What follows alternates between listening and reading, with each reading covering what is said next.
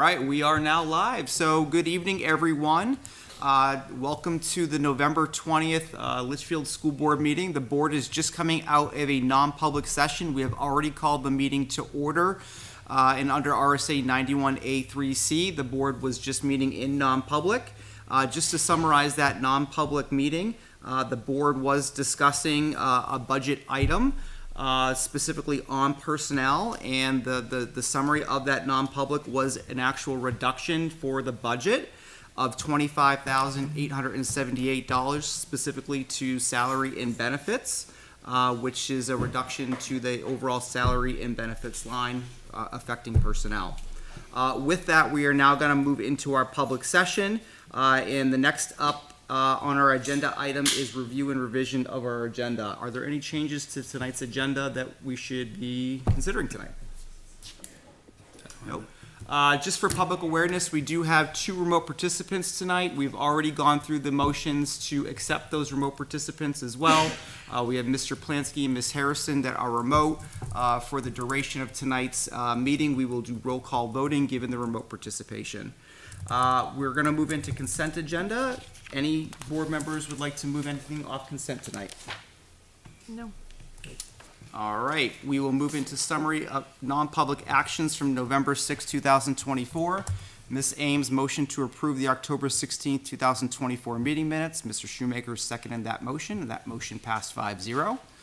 Mr. Cutter, motion to approve the resignation of Danielle Schlutz as district school psychologist. Mr. Plansky seconded that motion, which also passed 5-0. In terms of presentations and recognitions, we have none to present at this time. Tonight's meeting is very much focused on school budget review and voting, so it's going to be pretty much focused on that this evening. Our next meeting is going to be very much focused on more standard board matters and items. We do have the student representative reports with student reps at our table tonight, so we'll turn it over for the student rep presentation. Welcome.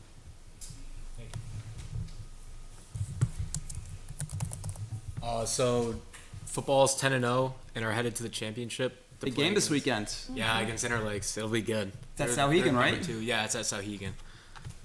If you want to come, 1 o'clock, right? We need everyone. Yeah, we need everyone there at 1. All right. All other fall sports are done for the season. Wrestling has already started, and all the other winter sports are also getting started. Some of the past activities we've had since the last meeting was student council went to the Waterville Valley State Conference.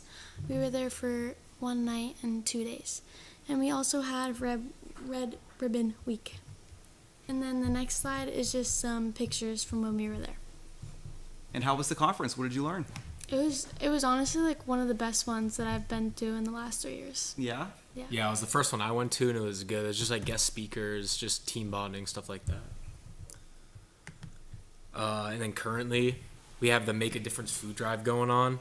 And for the first time ever, student council had an assembly explaining the Make a Difference week. And Bridget planned all that, so good for her. Some of the future activities we have going on is the NHAS Winter Central District Student Council Conference. And then we have Thanksgiving break coming up. Also, this past Monday, Social Study National Honor Society had their inductions.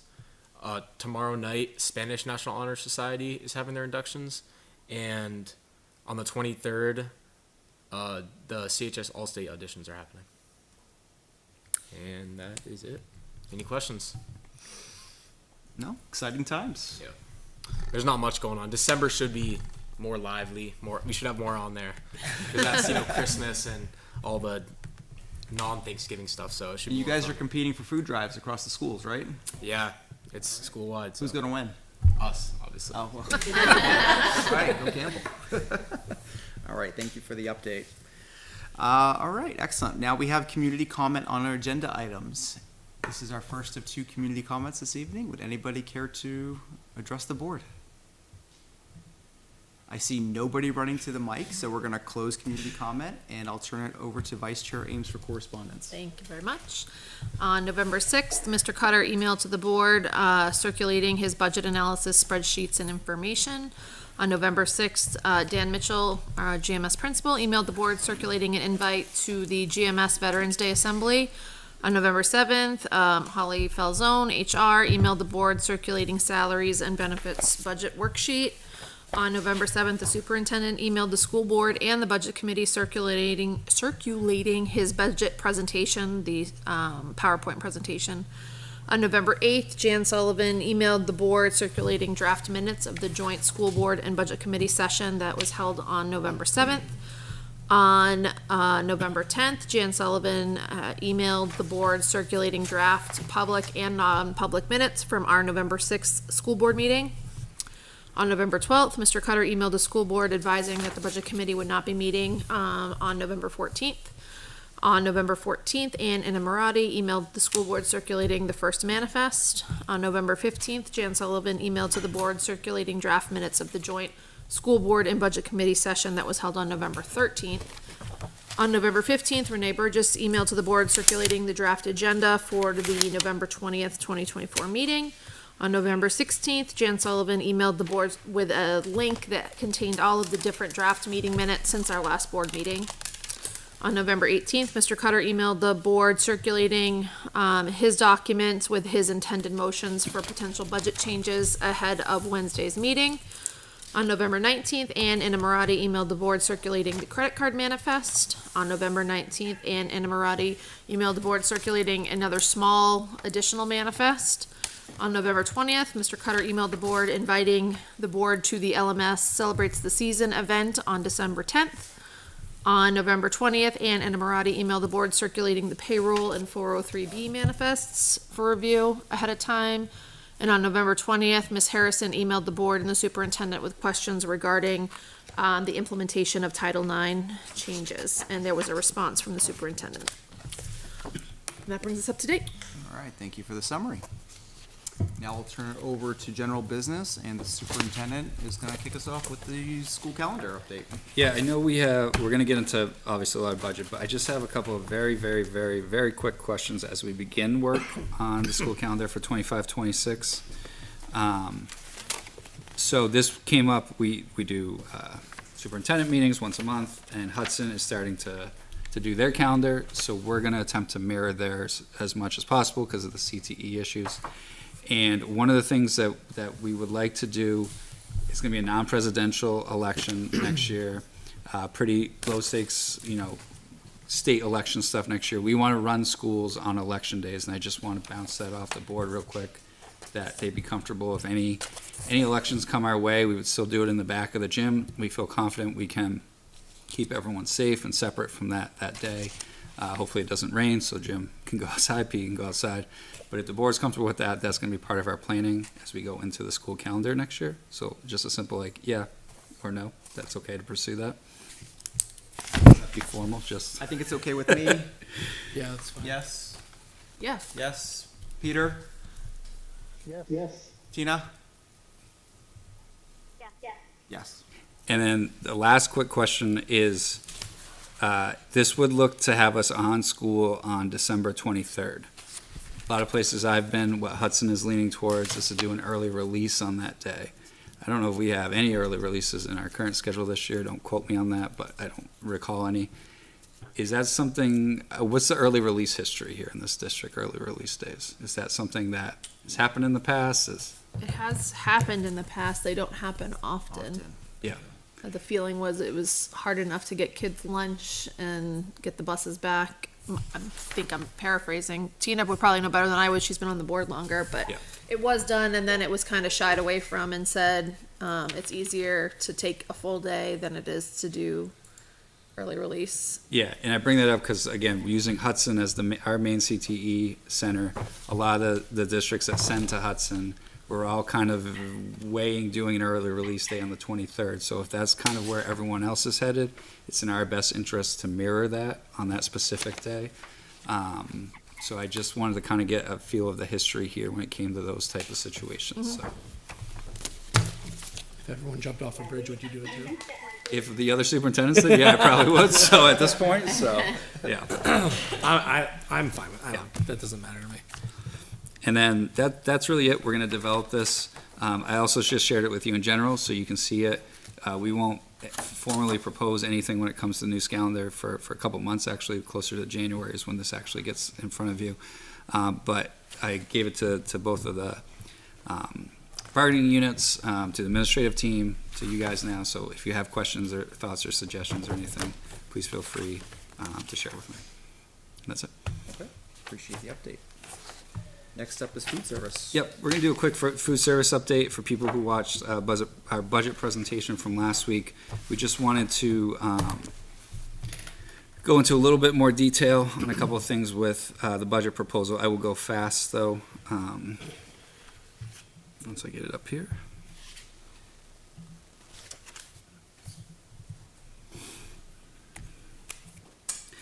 So just real quick, a big overview. Two big expenses when it comes to food service: operational costs and then salary and benefits. Operational costs would include running in the equipment in the kitchens, any of the food that we buy to then sell, anything related to essentially non-people. And then salary and benefits is obviously our employees. We have four main points of revenue when it comes to food services: point of service sales, reimbursement meals, which means we get money back from the federal government when we sell something that is considered a reimbursable meal, our vending and our catering. We have a free and reduced program here. Every school district does. The Litchfield School District, our approval rate for this is about 15%. This is based upon poverty levels. Anyone can apply for the free and reduced program. Like, anyone can apply. If anyone is watching, you can apply to see if you qualify. It's a confidential process. The only person who reviews it is the food service director. It's literally the only person. I don't have the access to the list or anything like this. And you can apply at any point if you think you qualify for the free and reduced program. The school district here in Litchfield operates at about 15%. What that means is you have different meal rates for food. So if you're considered on the free program, your breakfast and lunch are free. If you're reduced, your breakfast will cost $0, and then your lunch will be 40 cents. And then our paid programs, breakfast across the district is $2.75, and then it's a little bit different in each school. It's $3.75, $4, and $4.25. So we have something called value meals in food services, and there's a reason why I'm bringing this up, and I'll explain in a second. These are the meals that qualify for reimbursement from the federal government. And so when if kids know you go through the line, they're always pushing you to take the fruit and the vegetables and all that, because when you do, we get money back from the government. So that's why it's pushed, but you have to take it. Now, Lauren's great, our food service people are great about cooking some of these requirements into the meals. For example, when you have spaghetti and meat sauce, you have your grain in there, you have your meat in there, and you have your vegetable all within the spaghetti and the meat sauce. So you don't necessarily have to load up on broccoli to balance that out or something like that. But that's why it's important, and you hear people push all of this stuff, so you take it so we can get reimbursed. There's three components for a breakfast to be considered a value meal. It needs a grain, a milk, and either a fruit or vegetable. And then for a lunch, it has 5 components: a meat or meat alternative, so some sort of protein, grain, milk, fruit, and a vegetable. Your juices, they count in part of that. A little side salad, you get a part of that. Sometimes it's cooked into the meal. French fries oddly count as a vegetable, so My kids think so too. And why this is important is if you take the value meal, like if one of our students takes the value meal, we get reimbursed. Now, there's different rates depending on what you qualify for. For free meals, we get big returns for free and reduced meals. For breakfast, we get back $2.40. If you think about that cost of a breakfast, it's free for a student who's on that program. So we're just gaining $2.40 for all those. A lunch is $4.52. Reduced is $2.37 and $4.12. And even for people who pay fully for their meals, we get money back from the government for each of these. But you have to take the whole meal. I can't stress this enough. Now, kids can just buy, say, a slice of pizza. And we see this sometimes at the high school, bigger kids. They might get their whole meal and then a second slice on the side. That's great. We get extra revenue on that. But we're only getting money back for the meal component of it, not the extra food that is bought for that. So an overview of how this school year is going. This is based on different points of the date. We can pull data at different times. Those value or reimbursable meals that we have We're projecting about the same as we were last year. We've done about 4,400 breakfasts so far across the district, and for lunches, a little over 20,000. This was at the end of quarter one, October 31st. What is helpful with that is our revenue is a little over $96,000. Just this revenue is just from meals. And part of that $96,000 is the reimbursement we get back, which is that little over $32,000. So that's on top of what we're getting there. This revenue does not include catering or vending. We don't have a ton of those as the year goes, and as the year goes on, we'll get a little more money, a little bit more money on those type of things. Our expenses, and we're just looking at the operation side of it, excluding salary and benefits for a moment. Thus far this year is a little over $61,000. That won't be a just multiply by 4 type of expense. For example, if we bought a new piece of equipment and we've already paid for that fully, we have that expense as part of the $61,000. We're not rebuying that piece of equipment 4 times over the course of the year. It's already in there. So our projected expenses is going to be less than just that number times 4. So when we look at projections, and this is kind of, I'm a number dork, so this is kind of interesting to me. And it's a little tough to see up there just because of the projecting with the Google Meet. But through the 31st, we had that a little over $96,000 revenue. That was 45 school days. And that came out of an average of about $2,100 per school day that we were making just off of meals. And that would project out, if we kept that same kind of average, to about $380,000 over the course of the year that we would get in revenue. We were able to look at it through Monday of this week when we were prepping this report, and now that number has increased to about $118,000. So with 55 school days, our average has gone up a little bit, so to $2,155 per school day. You project that out to $383, $618 on that. But what's cool is if you look at just the window between November 1st and November 18th, it's 10 school days. And we actually saw an increase of sales of about $100 per day in that window. And you can see as the school year, which makes sense, as kids get more used to school, they're not bringing their lunch quite as much, they're buying school more, our revenue per day is kind of increasing. So if we take what we had at October 31st, that number, that $96,000, and we use that new number of $2,200 as our revenue per day, and that might be still underselling it because we're seeing an increase, a slight increase on the day-to-days. We're going to project out closer to $384,000, $385,000 worth of revenue from our food sales. Again, this is more, our revenue is likely to be higher than this for a couple of reasons. We're seeing kids buy more meals as the kind of year goes along, and these values here don't include any catering and vending revenue that we'll get. Those numbers aren't going to be like hundreds of thousands. They're going to be thousands of dollars, but any type of money helps when we talk about the food service line.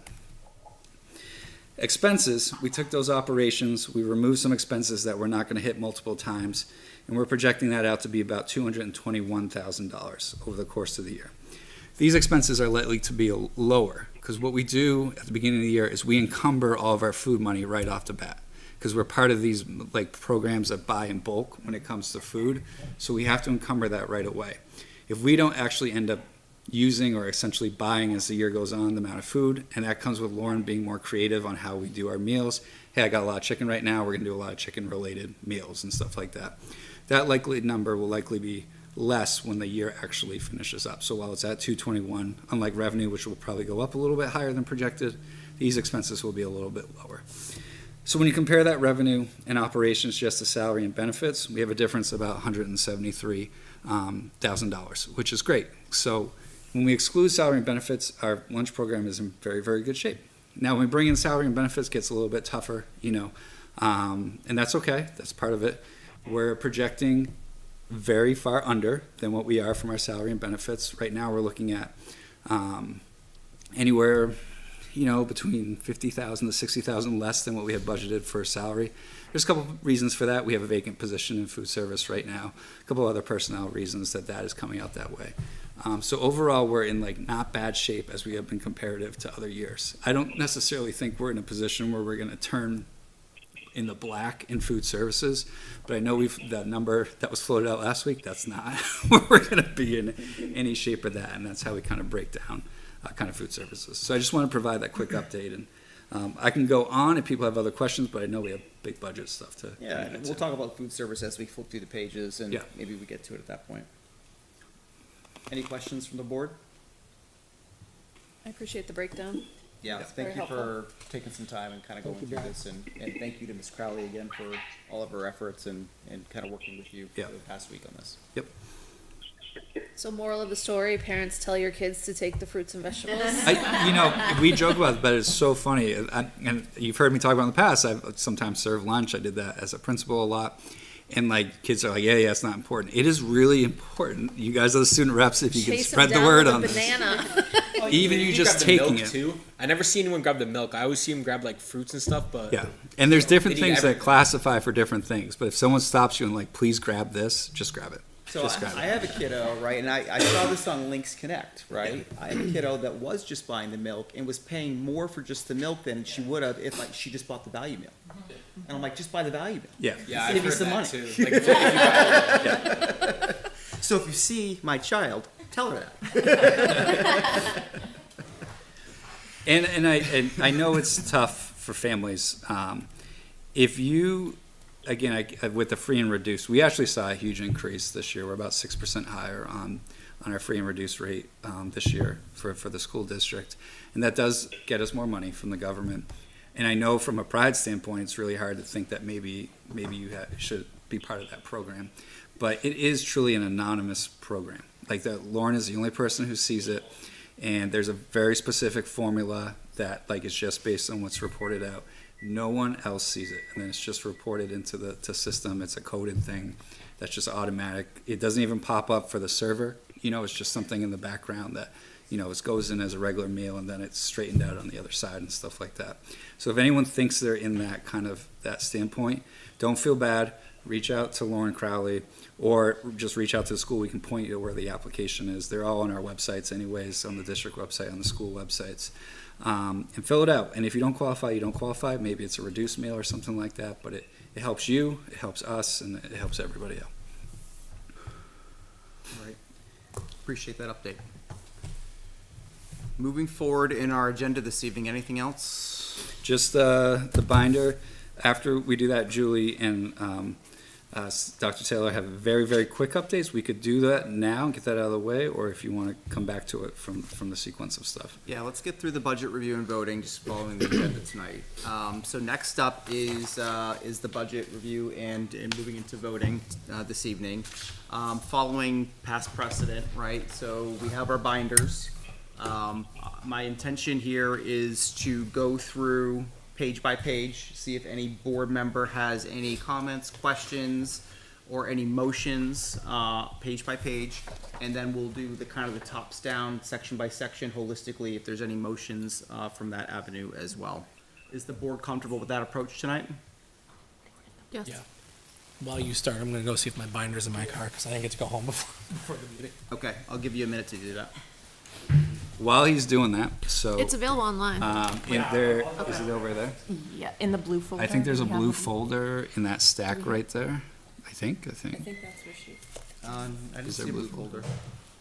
Maybe it's not blue. No. Let us come over there. Okay. I was gonna say, I thought it was, we don't have an interest folder. I didn't see a blue folder here. Maybe a small, one of the smaller ones. I was gonna say it's not in here. I'm right on TV, aren't I? Yep.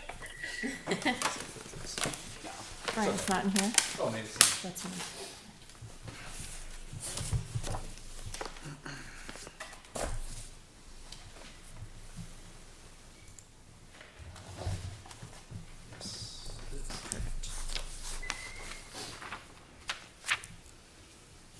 Okay, all this is the Use mine. last I look page. online anyway. This is all we were trying to change last week in that budget. Okay. The last page of building and grounds, so you can see the lease payment for Elmas. Okay. Thank you. Thank you. So building and grounds last, this is what we were trying to do last week that came to debacle. Peter and Tina, you can't see me, but I'm holding a piece of paper that includes the Elmas lease.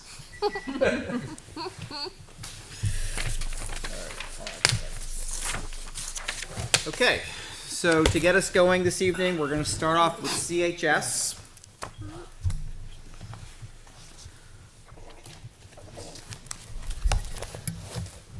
Do you wanna come up to the table?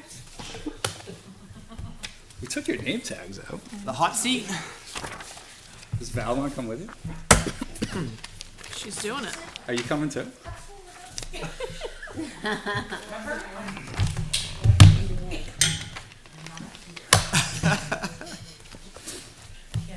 All right, so CHS page 1. I did have a couple of motions on this particular page, notably due to historical underspend on a few lines. Number 1 was actually the first line, contracted services. It's line number 321, the very first row on the page. This being requested for $1,000. I'll make a motion to reduce that to $500. So you're gonna make us second you in order to hear why? You want us to second you in order to hear why? That's the So discussion. second for discussion. All right, there's a motion. Isn't that the process? Yeah. There's a motion by myself and a second by Ms. Ames. The discussion is because historically it's been never used. It's been zero actually spent, right? And I think that with that, we're budgeting money here and it's not spent. Is there a reason why it's not spent, and is Well, there a like- plan to spend it? Do I just talk? Yes, Yes. yeah. So, to be honest, the previous 2 years, I wasn't even aware that we had money for regular ed tutoring. We actually just had an instance this year where we had a regular ed student that was out, and they asked about tutoring money, and I'm like, oh, we've got, money for students with an IEP, and then we went through and we're like, oh, we actually do have money for tutoring like this. So we weren't even aware that we had budgeted money for it. It's not something that we had run into my previous 2 years, but it is something that now that we know we have it, it is something that we are getting more and more instances of students being out of the building for medical things that don't have an IEP that require some tutoring services. So is the plan to use it in full this year? Yes.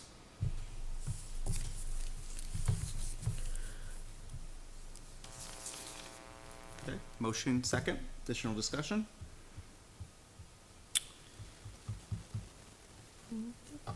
All right, I'll call the vote. Mr. Shoemaker? Aye. I am an aye. Ms. Ames? No. Mr. Plansky? Aye. Ms. Harrison? No. Motion carries 3-0. All right, can we pause for 1 second, because I'm trying to do notes here. Yes. Best way to do this. If the board could do this for me, you don't have to, it's just a favor for the superintendent over here. Sure. If Andrew can always do the first, you do the I second. will always second for That'll be the conversation. great. Now, because we're remote, we got to do each of these roll call, right? Yes. All right, so we're gonna, But you're on camera, We're so on Jan camera. is doing the minutes, so you actually don't have to write it all down. all right, if so I'm just you- gonna write totals. Got it. Okay. I'm also making my head around notes it. in our budget development sheet. Okay. Next up on CHS, also page 1. Oh, highlighted green, look at that. Underneath supplies line, this is supplies 610. I'll make a motion to reduce line 610 by $5,000. Second. Motion by myself, second by Ms. Ames. Reason being, the actuals here are closer to 4,000 to 4,500. There was 1 year, actually 2 years, where we're in the 7,000 to 6,500 range. The averages on this account are, again, in the 5,000 to 6,000, looking over 5 years.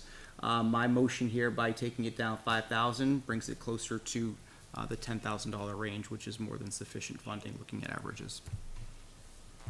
My previous 2 years, I was told to be frugal with my money. This is the first year that I feel like I can actually spend the budget that's been approved. We have every intention of spending this money. For example, last year we had 2 broken whiteboards in the science department. They did not have any money in their furniture replacement line. This is a line I used to replace whiteboards in their classrooms. So this is what that would be used for, and I feel like I have been given the green light to appropriately buy supplies for my building. I do think it's like, just to give you a point of reference of another school, like when I was principal at Bow, which is bigger, obviously, than Campbell, but my supply line was between $22,000 and $25,000, and we would spend that puppy down pretty easily and look to transfer into it. And it's just things that come up over the year. And I think Jake spoke to it, you just don't know the unexpected, and this is a way to kind of like be the fail-safe for everybody, you know, in the building and stuff like that. Now we gotta spend it, right? Like if we make a request, and this is a blanket statement across the board, like new era, new everything, if we're proposing something to you, it's our intention to be fiscally responsible and actually spend on what we say we're gonna spend this on. For example, here, this has, you know, supplies for students on a number right here. I expect supplies to be spent on student learning out of this line. You know, that's got the intent to come out of it. So we're actually fulfilling what we're saying we're going to do there. So per the breakdown underneath this, I mean, there's some very specific things, and then there's general supplies. So would you say that your underspend was primarily in general supplies? Last year, the underspend was on copy paper at the high school. One of the larger underspends was on copy paper at the high school. How did you avoid buying copy paper? We had leftover from the year before. We just didn't buy as much as we normally do. So are you depleted now from using 2 years worth? We're at a level that we need to buy more. I wouldn't say depleted, but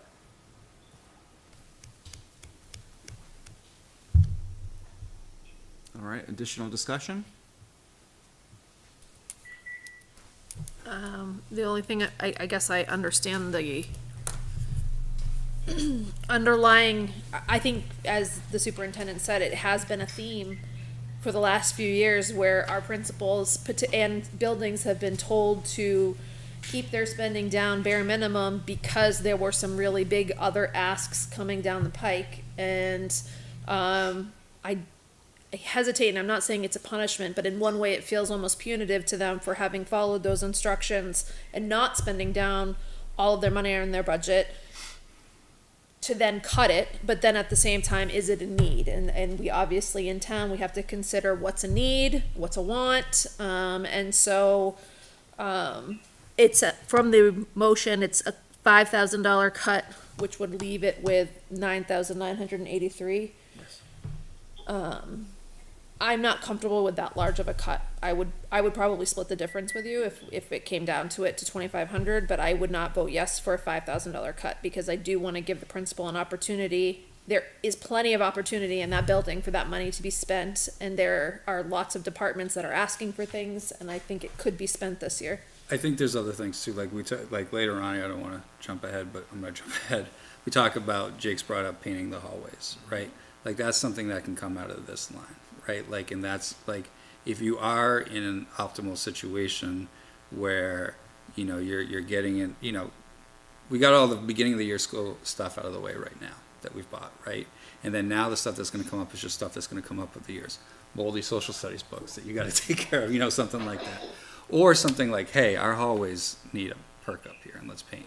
That's something that this line can be utilized as, to be kind of that general supply line for everything.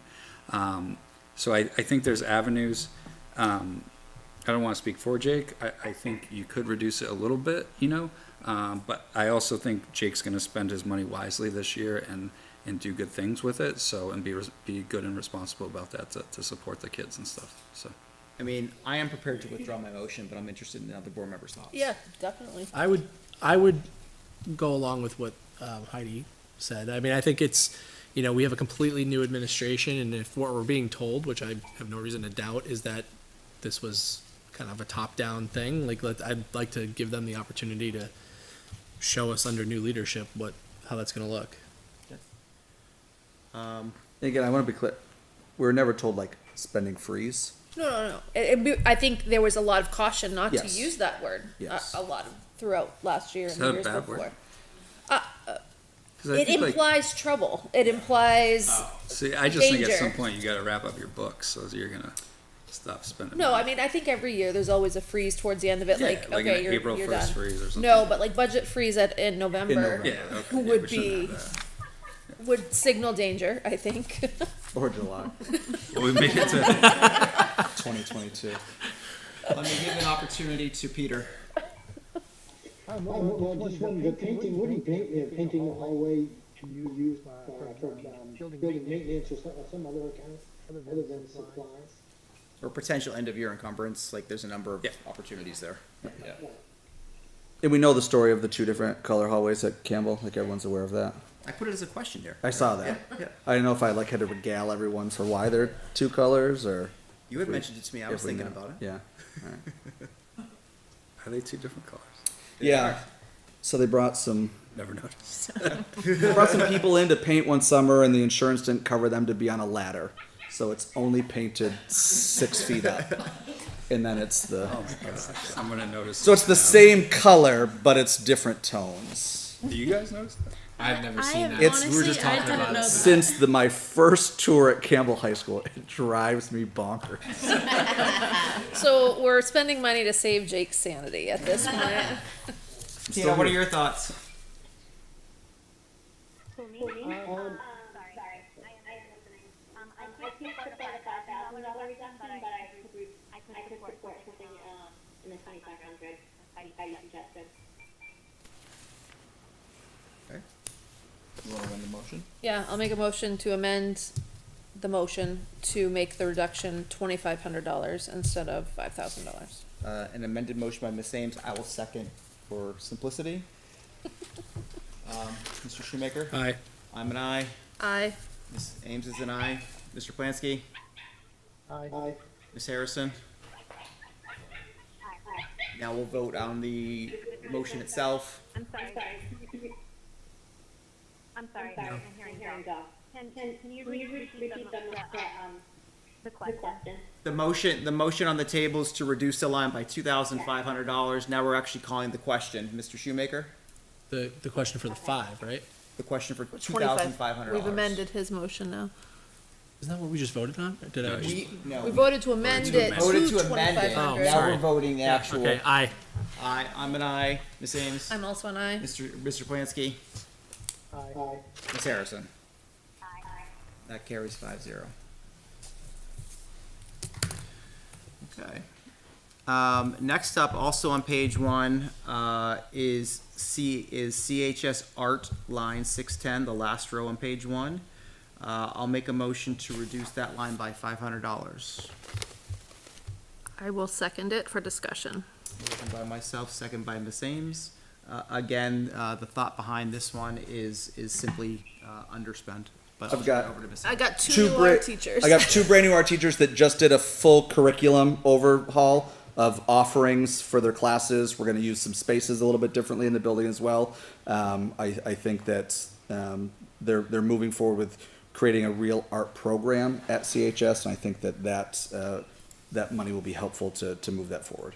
And just to piggyback off of that, we did the course proposal reviews today at the curriculum review committee, and they're gonna rock this art program. They have such great ideas for revamping it and making an actual program. It's great. I will withdraw my motion. I will withdraw my second. Okay. That one's crossed off. Either you take art. Oh no, I took like all my classes like sophomore year. Yeah. Oh, I took so you're that like one in my college. I took like 3 art classes sophomore year, so I haven't even seen art teachers in the past 2 years. All right. Well, they're new. If you go down there, you won't recognize. And, I mean, I know you like doing it this way, but for the simplicity of the minutes, which are going to have motion, second, withdraw, motion, second, withdraw, do you want to like maybe mention what you're thinking so that way they can respond before you make the motions? What I'm thinking, I shared this file with all my Yeah, we motions. They know exactly what I'm thinking. I already shared it with the committee. But we're getting feedback now. It's fine, just keep doing it that way. I tried to be as transparent We're as ready. possible. Yeah, we got this. We're ready to answer everything. Yeah. Right, but I'm saying instead of us facilitating the discussion by making a motion on every single one, maybe we could just point to the line item, talk about it, and then you'll get the feedback, and then we can make the motion on it, because I'm just thinking for Jan's purposes, but that's fine. We can keep doing it this way. Page 2. Any comments, questions? Page 3. Page 4.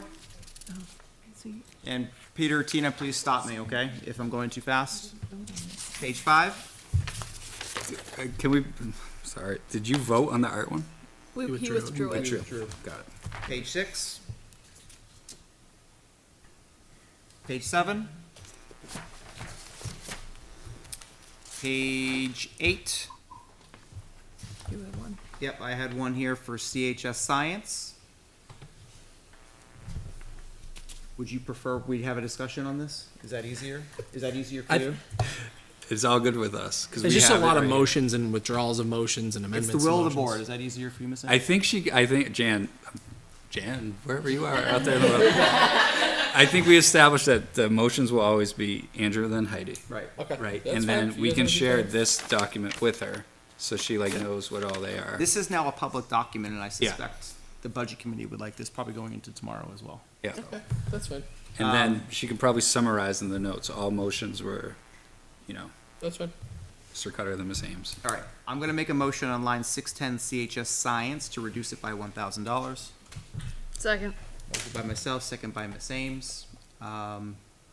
Discussion being, again, specifically looking at averages, underspend. Typically, this is in the 11, 12K range. We're budgeting 15,000. This is setting it to 14,000, which is in line with current year budget. Same argument as the original supply line, and also just overall, please don't take our money, but I mean, that's I mean, other labs, being able to do stuff like that, that's what their supply line is for. So that's, yeah. I have to imagine Costa Labs is also increasing for supplies for things. Like, I know there's been a bunch of labs with eggs and with certain, Lord knows those are not as cheap as they once were, so, But that's true every year, right? And every year we're underspent. But that's not true, in 2022, our actuals were 16,370. Do we have any recollection as to what? Yeah, I don't know what the budget was that year. Technically, our admin to be exceptionally lean over the last 2 years. And I think that has definitely been our students and their ability to get that they need to work. Any feedback from curriculum on this? Well, I advocate for keeping all money for supplies, so, but just going through and talking with teachers, and I was gonna talk about this during my update, but there's been a lot of changes and updates to Ed 306 rules, and science isn't as heavily impacted, but they will be in some capacities, and like has been said, supplies go up every year, and the teachers are supported in spending their money this year and like getting the things that they need to give instruction the way they should be giving instruction, and not just, like hands-on applying learning. So I think that supplies are crucial in every subject area. I could go on and on, Thank you. but I guess I just have a harder time taking from actual coursework supplies, similar to the art theme. This is the money that's there for the teachers. There has been some changeover with the science department with a reduction and increase in classes and whatnot. There is a new science teacher in there that is very lab focused. Mrs. A, I think she's right. Science 9, yeah. Yeah, science, and she's done a lot of labs with the kids. So having this money, I think, and being encouraged and told that they're should be spending it. Again, that being said, I also struggle with the needs of the taxpayers, and it's a high budget. But I struggle I lean towards not taking away from the supplies that impact the kids. Okay, I'll That's call a where I question, land. right? Yep. All right, Mr. Shoemaker. it's still early, man. I know. I am going to be an eye on this. I'm an aye. I'm a no. James? No. Mr. Plansky? I'm an aye. And Ms. Harrison? No. That carries 3-2. Okay, moving on.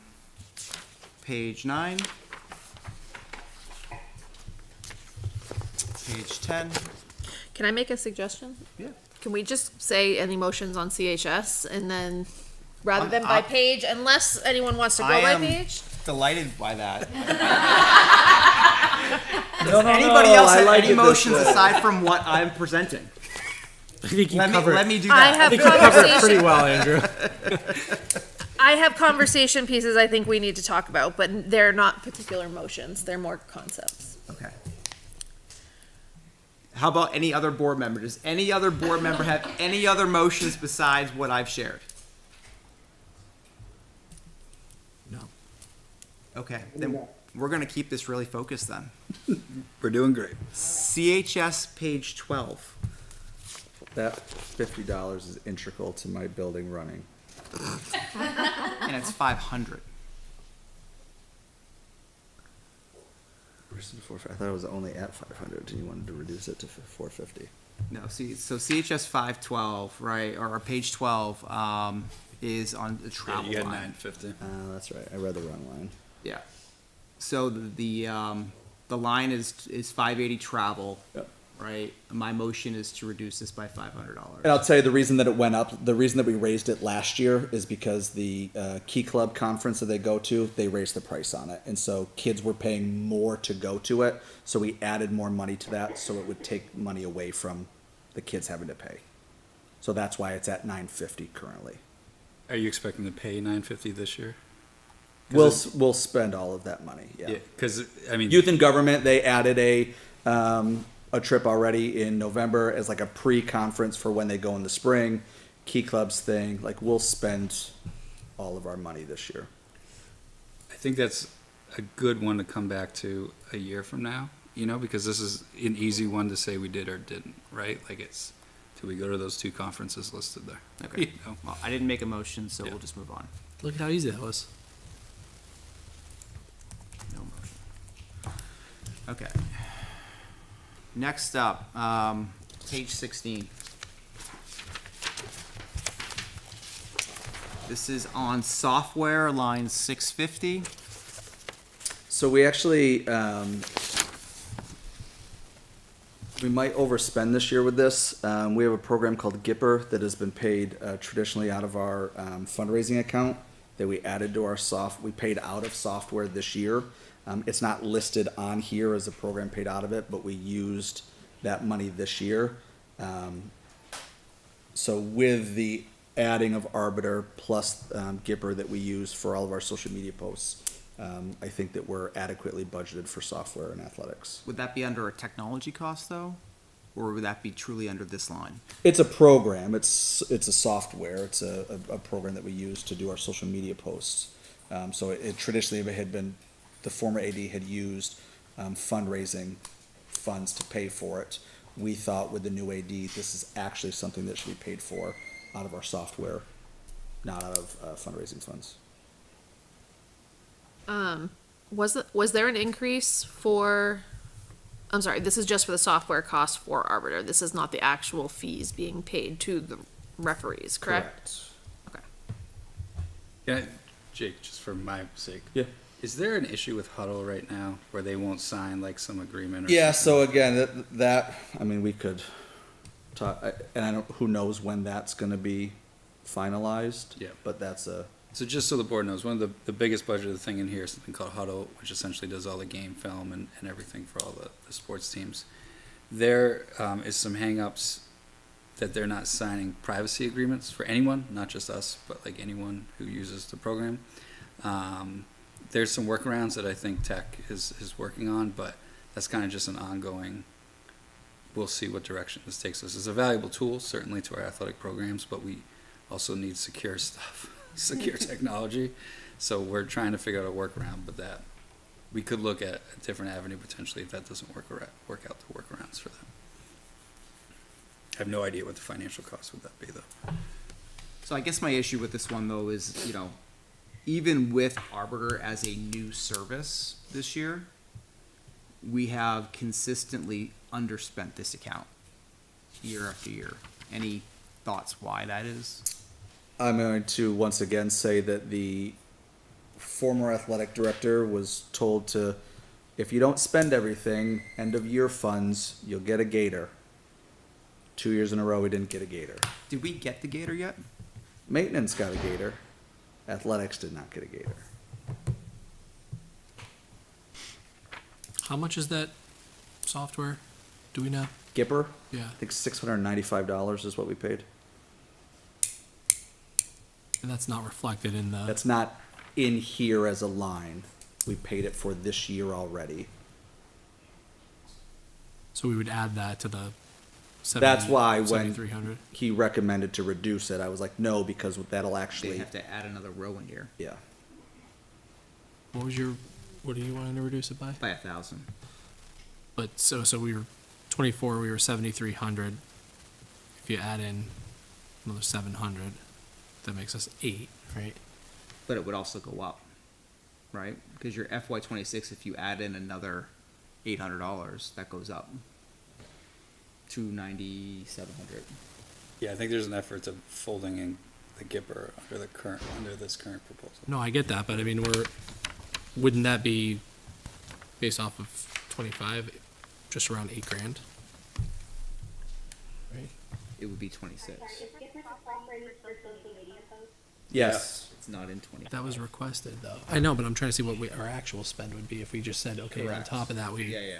Correct. so it'd be 8. So you're at 89. I mean, you're like $100 less than including that.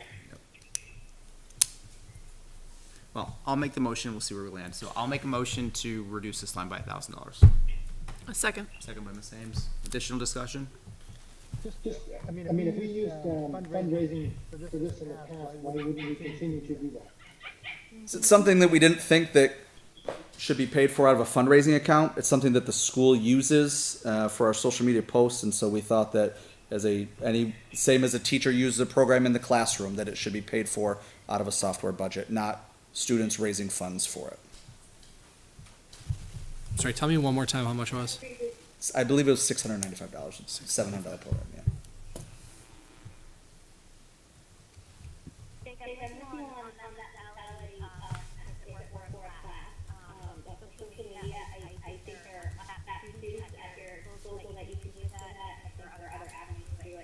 If we don't do fundraising, there are other ways that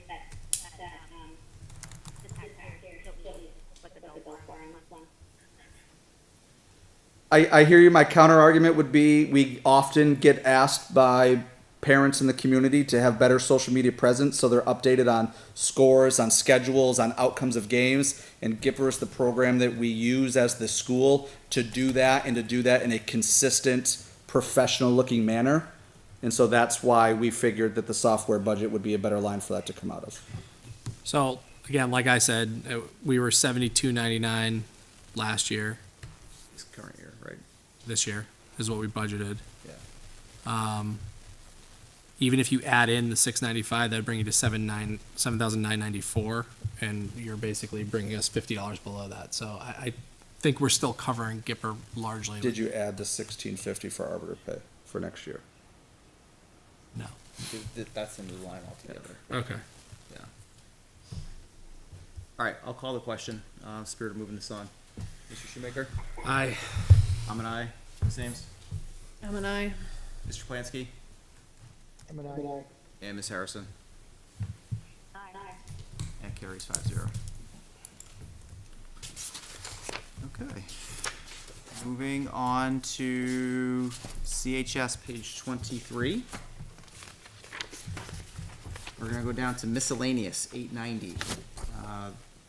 Under 890, I'll make a motion to reduce this line by $1,000. Again, same arguments before. I will say this just need a- year. I need a Oh, second. sorry. No, second. Sorry, I was sleeping. I've already spent more than half of this. This is how I pay for community events. We've already had one exhibition night this year. We're having another one in the spring. I'm already more than half paid, and it's not even December yet on this. So in the past, I was told, be careful with your miscellaneous fund. This year, we're trying to get the community in the building more. This is what we use for staff recognition and everything like that. This is one I can get behind withdrawing. I'm not sure where the board feels on this one. I'm behind withdrawing it. I think, let's see where it lands, because all of those listed events to me are important, and the presence of the community in the building is important. So having the year to see how that's spent out and see where we're at, I think would be helpful, having that data point. All right, we'll move on. I think that covers it for CHS. Yep, So that motion was withdrawn. Thanks, Andrew. thank you. LMS. Heidi, you didn't have anything? You said you had discussion things? Not but on no. CHS. Oh, Nope, great. so you're good. Thank you.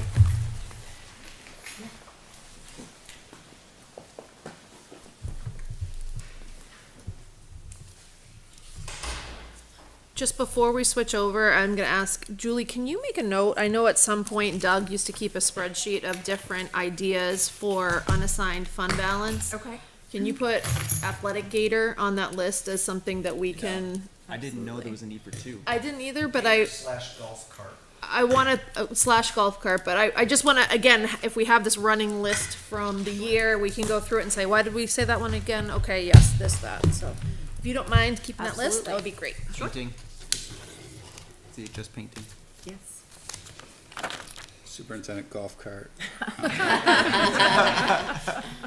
Great. Anything else? God, I'm watching. I'm pretty happy with that, I gotta be honest. I just had a mental image of you zipping between Great. GMS and CHS, like an off-roading one that can go through the woods. Now we're Like talking, that. four-wheeler, I can drive it around town. Okay. I'm renting it out to the kids. All right. Do it, well, I'll save a story. All right, LMS, page 1. Underneath the rental line, which is line 440, I have a motion to reduce that by $550. I'm sorry, by $500. Motion by myself, Second. second by Ms. Ames, discussion. So that is for the copiers. This is for the copier line, yes. So we had an absolute lemon of a copier, and that is an understatement times 1,000. That was replaced this year, so there is an anticipated increase to the cost for the plan for the rental for this coming year. So there's a new copier. The large copier at LMS was replaced this year, but the rental did go up in order to fix that. It was going down 3 or 4 times a day. We were having to call for support, and thankfully Julie and Ann were able to work magic to get one in, but there is an anticipated increase for next year for that. Is the 6,324 the right? The expected increase is that $5,232.23. This was all calculated out by Ann, so these numbers are coming from her, not from me. I was gonna say, the copier lease actually didn't change. We were able to get that at the same price for another 3 years. Yeah, I thought that's So what I I think it saw. was the charge for the actual copies, Copies, yeah. looking at the actuals that we had for last year and comparing it.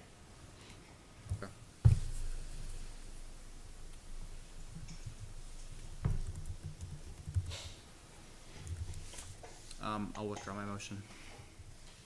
I'll withdraw my second. If we actually, did we do that? I can't. Yeah. Okay. Next up on page 1, supplies. Line 610, just under the copier line. I have a motion to reduce this by $1,000. I'm going to echo Jake's statement and. Oh, second, sorry. sorry. Sorry. I'm going to echo Jay's statement in this. For the past 3 years, we've been advised to be lean and to be thoughtful in what we spend and how we spend money. Not that there was ever a freeze in spending, but it was definitely considered very hard before we did so. So any underspend that we had was a result of that frugal practice. I think we're feeling that at this point in time. The frugality of pictures of tables broken in half, or pictures of things that are literally falling apart in regards to materials and supplies that teachers use on a daily basis. So I would implore you not to cut that line. I'd like to open the discussion on the agendas, because that's in this line as well. I think the agendas, just personally speaking, are a good idea in principle. I think it's going to take the team, and I'm saying the grade 5 through 8 team, to enforce it, to make it a reality. Like, I have an agenda at a student in LMS, and it hasn't been written in all year. So, without discussing your child specifically, I can tell you I sit in classes every day where the teachers go, take out your agendas, open it up to today's date, let's put in what your homework is for today. I've been in classes doing observations, seeing that happen consistently in grades 5 and 6. I think it's Part of that explicit instruction and what we've been talking about for a while now is kids' executive functioning has gone on the backslide and how they organize themselves. It's part of why we're not sending Chromebooks home in 5th and 6th grade right now, because when they take it home, they sit and surf YouTube, or you guys aren't going to do that with yours right at home ever. They sit and they, Google Meet with their friends. They're not using it for the academic purposes. We feel as though the agendas are a way that we can communicate with parents. Parents can see when the kids are following the directions in the classroom to fill them out. And we had polled the audience and asked the teams, and they said they thought it would be a good trial run. Again, this year we tested it with 5th and 6th grade. It's got to be explicitly taught, as you're saying. They're working on explicitly saying, take out your agendas. Where's your agenda today? I don't know, I forgot it. I left it at home. I don't have it. It's going to be that repeated practice in order to get them to be able to do that regularly. And for the older kids, how do you see that working, like 7th and 8th? I think it's going to be a roll up. So now 5th and 6th grade have used it this year. The more they're continuing to reinforce and practice it, it'll be easier for 7th grade next year and then 8th grade. So I'd be comfortable with cutting it to 5, 6, 7 next year and then 5, 6, 7, 8 the following year. If you think that because 5th and 6th have had them this year, going from 7th to 8th, the likelihood of them using them would be less so. But if 5th and 6th have had them all year, it's going to be something that hopefully is built into their practice. So I'd say a quarter of that cost of the budget of the agendas could be cut for that purpose if that was something that you were entertaining. What are the board's thoughts? This is probably one of the fewer times you'll hear me say I agree with Carrie Douglas in that I think we need to get back to pen and paper more, and having a kiddo right now in 8th grade that has an electronic agenda, as a parent, getting her to pull that up and being able to see what's going on and how often she's filling it out, it's not working. So I have the opposite personal experience. I want to see it Used. I think that comes down to the teachers in the classroom, and I'm not saying that they're not doing it, but maybe some kids are getting away with it. I think this is one area where pen and paper, yes, while it's nice to have an electronic list, there's nothing quite like that satisfaction of checking off a box on a piece of paper. And You guys do it. do you guys write down your homework? You want to go first? Yeah. That's a hard one. I do it in my notes app, but it's because if I don't have it right on my home screen, I'm gonna totally forget about it, and I do still get that satisfaction of checking off that right? box. But it is on my phone technically. Yeah, I'm not gonna lie. I set a timer at night, before I'm gonna go to bed. Usually it's at 7, and I just put homework. And if I have homework to do, then I just do my homework. How do you remember what your homework is? You just know? On Google Classroom, you can look, and it says what's due that day. Or if it's on paper, I have one folder, and I put just all my put it homework in there. the same folder. Yeah, having kiddos that struggle with executive functioning, I see the benefit of this, but again, I also, I'm just thinking back to when I was in school. Is this something that would have been when we were in school, a school supply that you just have to go buy? No. We had them. I always got it provided to me. Did you? Yeah, I did too. And then you would fold the paper creatively as the school days went, and it'd be a flip thing. I'm not saying I used it, but I had it. I have no recollection. Sorry. Paperweight. And I think they do have them in GMS. So again, I know it's we have them in 3rd grade. that continuity which we missed. Sorry, 5th grade year when your buddy came up with us. But this is one of the things that we heard from parent feedback is that communication. How can we close that gap? And this Goal of transitions, yes, successful transitions. That's exactly it. Tied to the goals. Tied to the goals of having the transitions and match what they're used to. If we can continue that practice and make that smoother transition, I think I'm all for it. Is that what parent feedback you've seen or heard? Is that they'd prefer the paper, or is there parent feedback that prefers an electronic version? Both. I think parents are you got a toe in each pool, Yeah. but especially in the 5th and 6th grade where they don't have the Chromebooks at home, it's not as intuitive to go, what do you have for homework tonight? They may or may not have a device at home that they're pulling it up on. They may or may not follow the homework calendars or the websites or the information where they can track it. So this is just eliminating the risk of a student getting lost in the shuffle, or hopefully doing that. I just think for like, just thinking developmentally and just in preference and how things work differently for different people, I feel like having them get used to this way and then exposed to other ways later on when they could better handle those types of things. Yeah. Like, you guys just proved that you have your own methods that are great. Yeah, everyone has for different you. ways. Right. But I remember using an agenda. Right, and I think in middle school, you think about the middle school mind, when they pick up this and the apps and all of that, they're not thinking work tool, they're thinking social tool. Same things with these, when these come home, social tool, oh, look at what my friends are doing, look at YouTube. So it's a different mindset when it's on a paper, in an actual agenda. This is my work thing that I need to check to make sure that I'm doing something. But I agree with like what is said about just making sure that they're using it, and I know the teachers are doing that, and I like the idea of rolling it up with them. Okay. Peter, what are your thoughts? Along that huge chain of the agenda, still have a day timer. But I think when my kids were going through middle school, they did the agenda, and the parents actually had to initial it. Once a week or something, and it was part of the grade.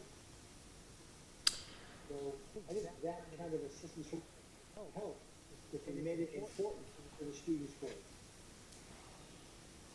Okay, thank you. Tina? I agree. I think the print agendas are super important. That brings the hand connection. When you write something down, it is not met when you type something in as a note. I think training these kids to write it down first leads to better executive functioning for the future.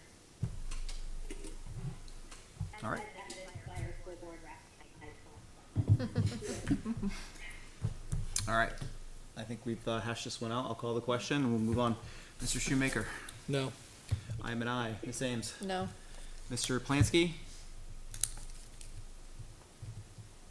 Sorry, I didn't hear you. I think you're on mute. No. And Ms. Harrison? That's a no. That fails 1-4. Thank you for the discussion. Perfect. Okay. Next up is line 433, also on page 1. This is the kiln service. Before I make a motion, I would like to open it to discussion, because this is one that is budgeted for a significant increase, not only for this current year, for next year, and I'd just like to understand why. Actually, this is a line that I am comfortable with a cut at $600. So the cost will be $835 for the kiln service this year, and it's anticipated to stay the same for next year. So I'll make a motion for $600. Second. Motion by myself, second by Ms. Ames. Additional discussion. Mr. Shoemaker? Aye. I'm an aye. Ms. Aye. Ames? Mr. Plansky? Ms. Harrison? That was the easiest one yet. next one will be easy too. Okay, moving right on. LMS page 3. We have the digital piano, the CLP 835. I'll make a motion to reduce this by $700. Second. Motion by myself, second by Ms. Ames. The discussion here is general search everywhere. It has this piano cost at around $3,000, so my motion is to set it at $3,000. Yep, we're good. Okay, I'll call the question. Aye. Mr. Shoemaker, I'm an aye. I'm an Ms. aye. Ames, Mr. Plansky, and Ms. Harrison. Okay, that carries 5-0. Next up, page 6, supplies.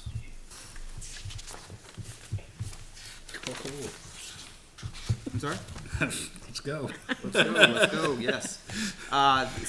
This is kind of in the middle of the page, line 610 supplies. There's been a lot of discussion as of recent on whether this line is properly funded. This is more to start a discussion. Is this line properly funded going into next year?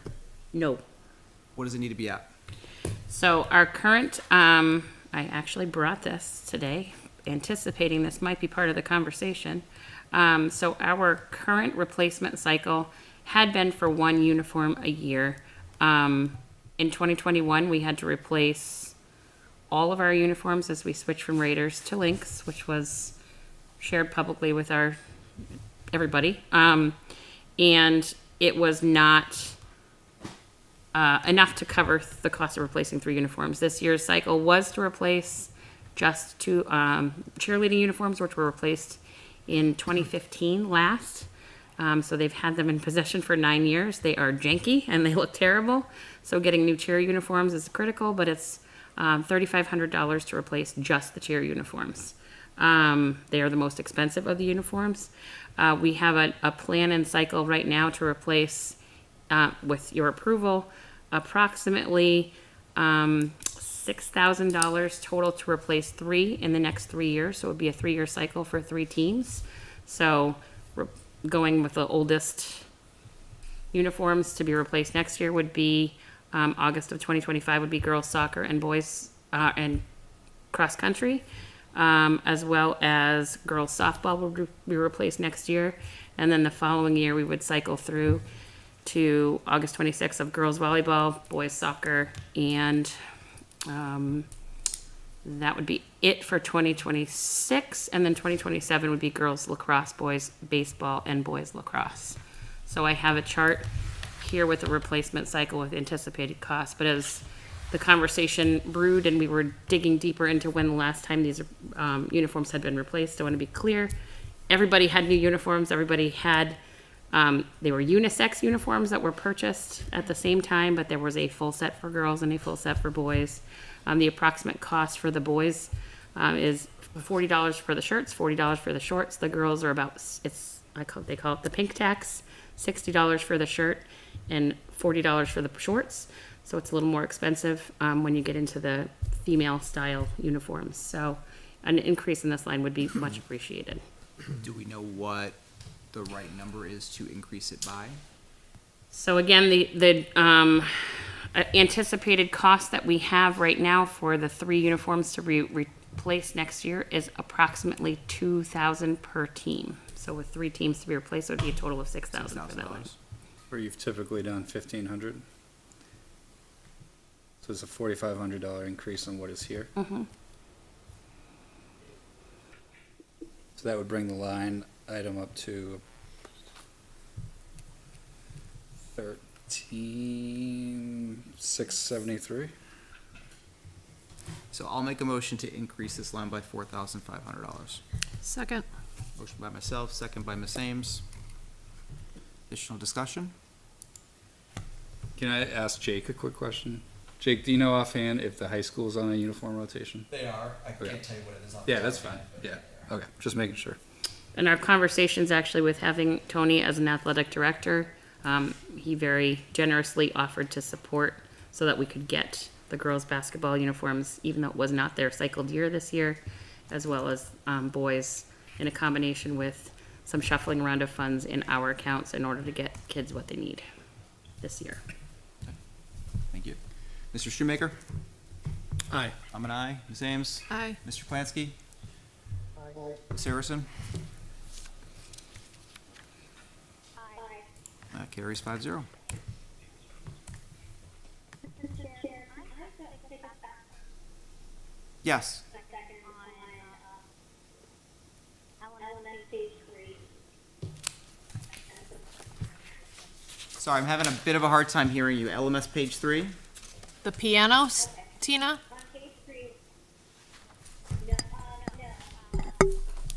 actually would like to add 800.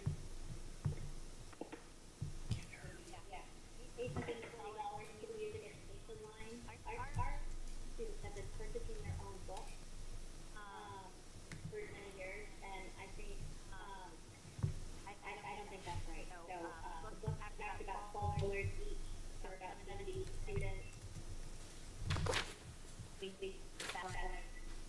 she is. She's on 610 under music education, is what I'm translating, because she's talking about the books, and I know that her. Okay, so 610, and the motion I think I heard was for what amount? 8 something. 810? $12 times 70 is what I heard. I think. 840.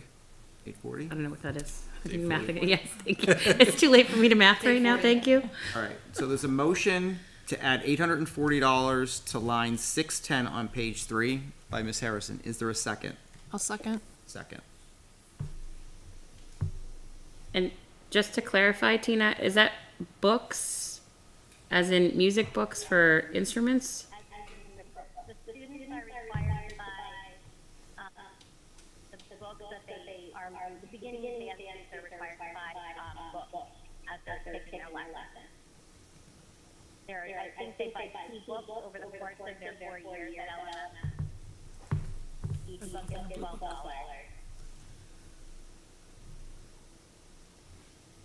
So, what's the difference between a student buying a music book and a baseball player buying a baseball glove? The music is a band class, not a co-curricular. Okay, that's it.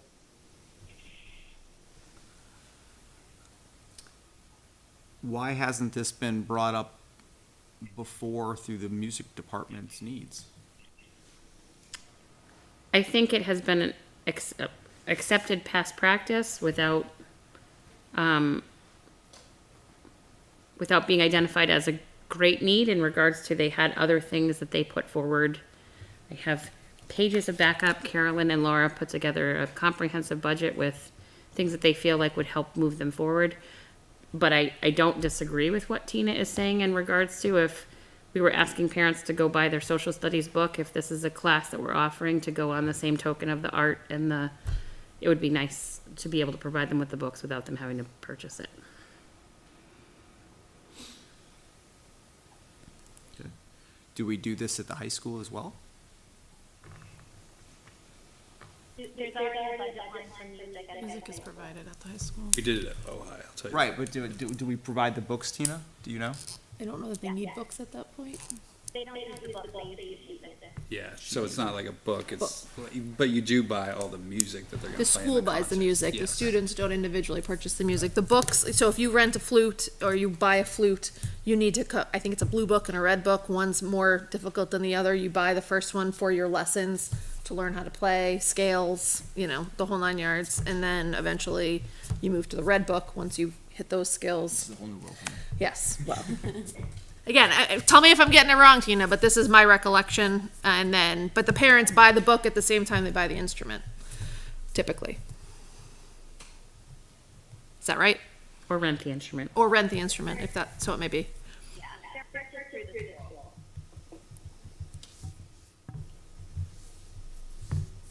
This is coming from, this isn't coming from Carolyn or the music department, it's coming from, we got rid of fact fee and, tech ed fees at the high school. We don't charge fees for students who take basic nutrition classes. I just feel like, it's a small drop in the bucket if it encourages kids to pick up an instrument, it's more of a philosophy thing for me. Okay. We have a motion and a second on the table. Additional discussion? All right, let's call it. Mr. Shoemaker? I'm gonna be a no. I am an aye. I'm an aye. Sames. Mr. Plansky? I'm an aye. Ms. Harrison? Aye.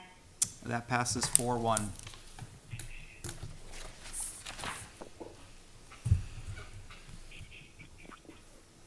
We're back to page 6 for you, right? Yeah, I'm just making a quick note. Yep.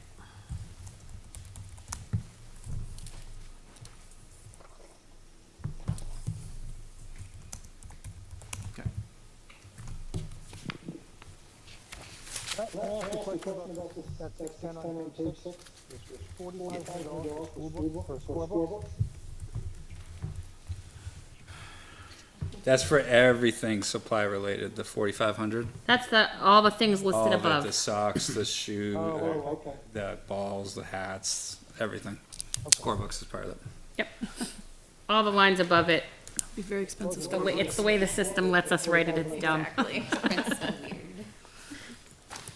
All right, so page 6, professional services line. So this is line 330 towards the bottom. I'll make a motion to reduce this by $1,000. Motion by myself, Second. second Sorry, by I Ms. have Ames. sleeping. Justification is average underspend on this is 2,000 plus. And that was really the rationale, just looking at consistent underspend. Which line are we in again? I'm sorry. This is page 6, Counseling. line 330 underneath counseling, towards the bottom. That's not my page 6, but that's my problem, not yours. Let me find the right one. It's for like tutoring and stuff. Of course. So we, again, as Jake mentioned earlier, we have not spent this, but this year we have found students who are either who are not identified, who have been out for extended periods of time and may have required tutoring services for multiple reasons. So we anticipate spending this year. I'm gonna ask a hypothetical. This might, Sarah Pooler, you might want to jump in. Might be a dumb hypothetical, but does this help us in special ed world at all, in the sense that if we can get ahead on these tutoring needs at this grades, it could prevent referrals down the road?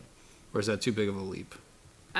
In some cases it could, in other cases it's just a question of providing students an Yeah, they're access- mentally out for some reason. Yep. Yeah, so it's just a catch up to that. Yep. But yeah, just asking.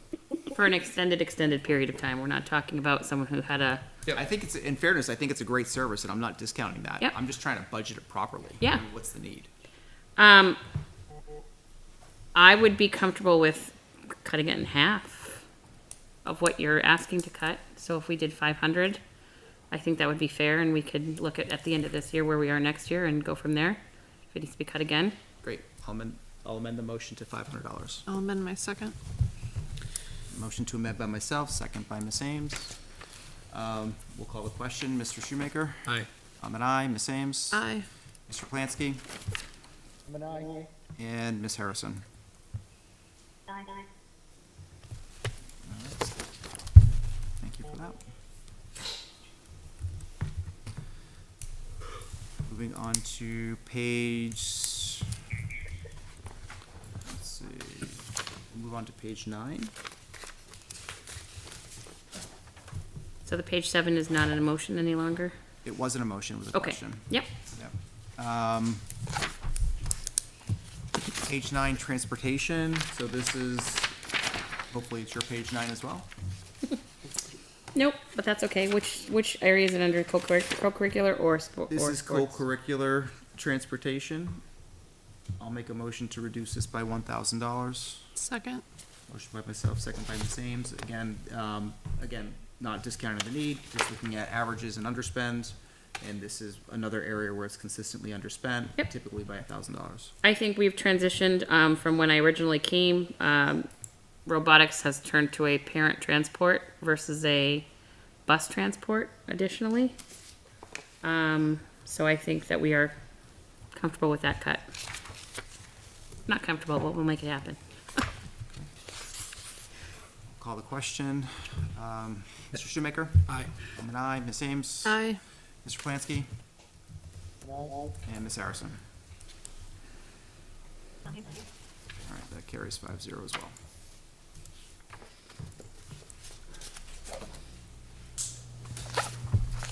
Ooh, did I do that? I did, sorry. What'd you do? I deleted. The budget? I- Don't delete the budget. I deleted the cut to transportation. I said I'd take it for the team and then I deleted it. Oops, sorry. Back now. Okay, I think that covers it for LMS. Anything else from the board on LMS? All right. I had nothing for GMS. Does anybody have anything for GMS? I feel like Dan should have to come sit on the hot seat I know. for no other reason. What do you guys want to talk about? No, I don't have anything, so. How remarkably I prepare a budget?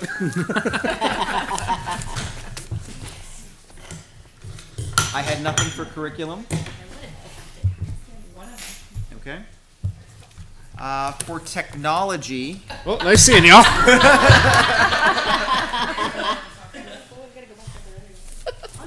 moving right along. Actually, technology, there is one for GMS. It's coming back. Yep, technology supplies for GMS. I had a motion to reduce by $500. And this is page 1. I can't see exactly specifically because it's Chris's. It's just general supplies. I can just say that it's GMS, so the unexpected comeuppance is a little bit greater at the other schools. I do think Chris recognized that that line was too high. He did reduce it, $1,000 from where it was last year. So I think he is trying to find the right dollar amount for GMS kind of moving forward. So I think we can go in either direction. It is GMS. Who knows on any given day what could happen? But certainly, if you look at the past couple of year averages, we haven't spent more than $1,500. So I think it'd be okay either way. So whatever the will of the board is on that one. I'll call the question on this one. Mr. Shoemaker? Aye. I'm an aye. Ms. Ames? Aye. Mr. Plansky? Aye. Ms. Harrison? Aye. That carries 5-0.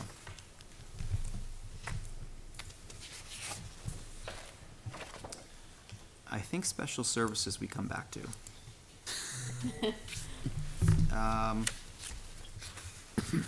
Food service.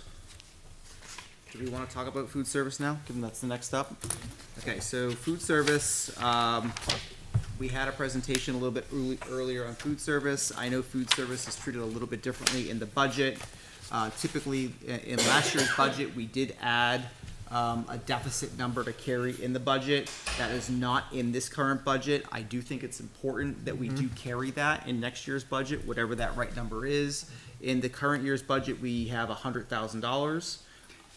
Yeah, so it's documented as a reduction in revenue, expected revenue. That's why you don't see it in a budget document. So if you're doing the same model of what it is for this school year. Yes, that's what we want to do. So if you want to do the same thing for this school year, it wouldn't show up in this budget document. It would show up in that expected revenue that we report out on. You just take your number and you chop it down by 100,000 because anything you bring in from food service is revenue to the district since it's a separate account.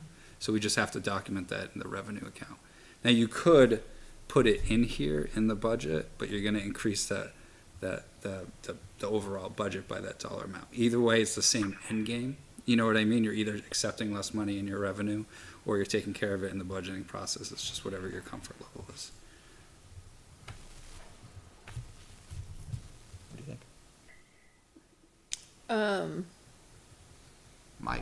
My view is that we do it consistently to last year. I agree. So I just want people to be clear. That's why you don't see, and this is for people watching too. I why was you just don't pulling up see our it in budget a from last year document. because I thought I saw it in there That's last what year. Doug explained to us. And that also explains, Not I to think, throw that the Doug under the discussion was bus. 130,000. Why does 135 ring a bell Oh, for some reason? Now in the June document that we have, it was a $74,000 deficit that you actually ended up covering. I think that was the, Additional beyond Is the that 100. additional? Okay. no, we actually had it. Did you do it was twice? in the budget, we had it as a food service transfer, and it was that account ending in 930. There was actually a budgeted account for fund transfer to supplement food service revenue, and it was budgeted at $100,000. Where we landed on it, the actual was, what number did you just say? We said 135, but then the June one was, so someone, I think Heidi just mentioned 135. What Yeah. we budgeted was 100. Okay. And then what you transfer, I only know the end of June because that's during the transition. There was about 74,000 that you brought in from end of the year funds to cover it. But I think Peter just mentioned you actually covered it twice during the year. Maybe there was an earlier adjustment. I think we had to add to it because it wasn't enough. Okay. All right. So if you want to do it the same way, we'll do it the same way. And we'll That's what I figure it wanna out and do it. So. Yep. And is $100,000 the number people are comfortable with? That doesn't, so last year was the number, final number 174? 74 was what you did in June. That was the last transfer. But we budgeted, that was a difference. So the 74 was the transfer for last year, but we hadn't budgeted last year. This is the first year That it's that in we. the budget. It's in the budget. So I think 100,000 sounds right considering what we learned today. What we heard today, higher than last year, but not too much higher. What does the rest of the board think? I agree. Peter? Yeah, I think we need to cover it early rather than scramble at the end of the year. Tina? Yeah, I think, you know, since what, yeah, proactive. Okay. We'll go ahead with the motion. Do we need a motion? I don't think we need a motion to add, do we need a motion? No. It's revenue. Okay, So all right, then we're good. we'll add it in, okay? That'll be covered off. We'll move into buildings and grounds. Again, the superintendent handed us a new page 13 to start our meeting here. So hopefully everyone has that. I do not know. You do not, because we had it here in person. The only difference, Tina and Peter, is it has the lease payment in the bottom for LMS, same dollar amount that it's been, at $367,000. Yeah. So for buildings and grounds, I did have a number of motions. We'll start off with page 1, last line, 610 supplies. I'll make a motion to reduce this by $2,660. Second. Motion by myself, second by Ms. Ames. Again, all of these are really just looking at averages and underspends in all these accounts. On this particular line, if we look at 2023, we actually spent 11,000, we budgeted 22,000. In 2024, we budgeted almost 23,000, we spent 19,000. This year, we're requesting 22,600, and I'm recommending that we drop it down to 20,000, which is still 1,000 more than actuals.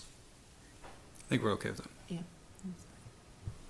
Again, some of these lines, when we budget, just for transparency, we're new, so it was like, what has it been? Let's carry it over straight. So for something like this, that's been a certain amount for a number of years, but we haven't touched it, we're totally comfortable with that, doing it through this process. We'll call the question. Mr. Shoemaker? Aye. I'm an aye. Ms. Ames? Aye. Mr. Plansky? I'm an aye. And Miss Harrison, excuse me. Thank you.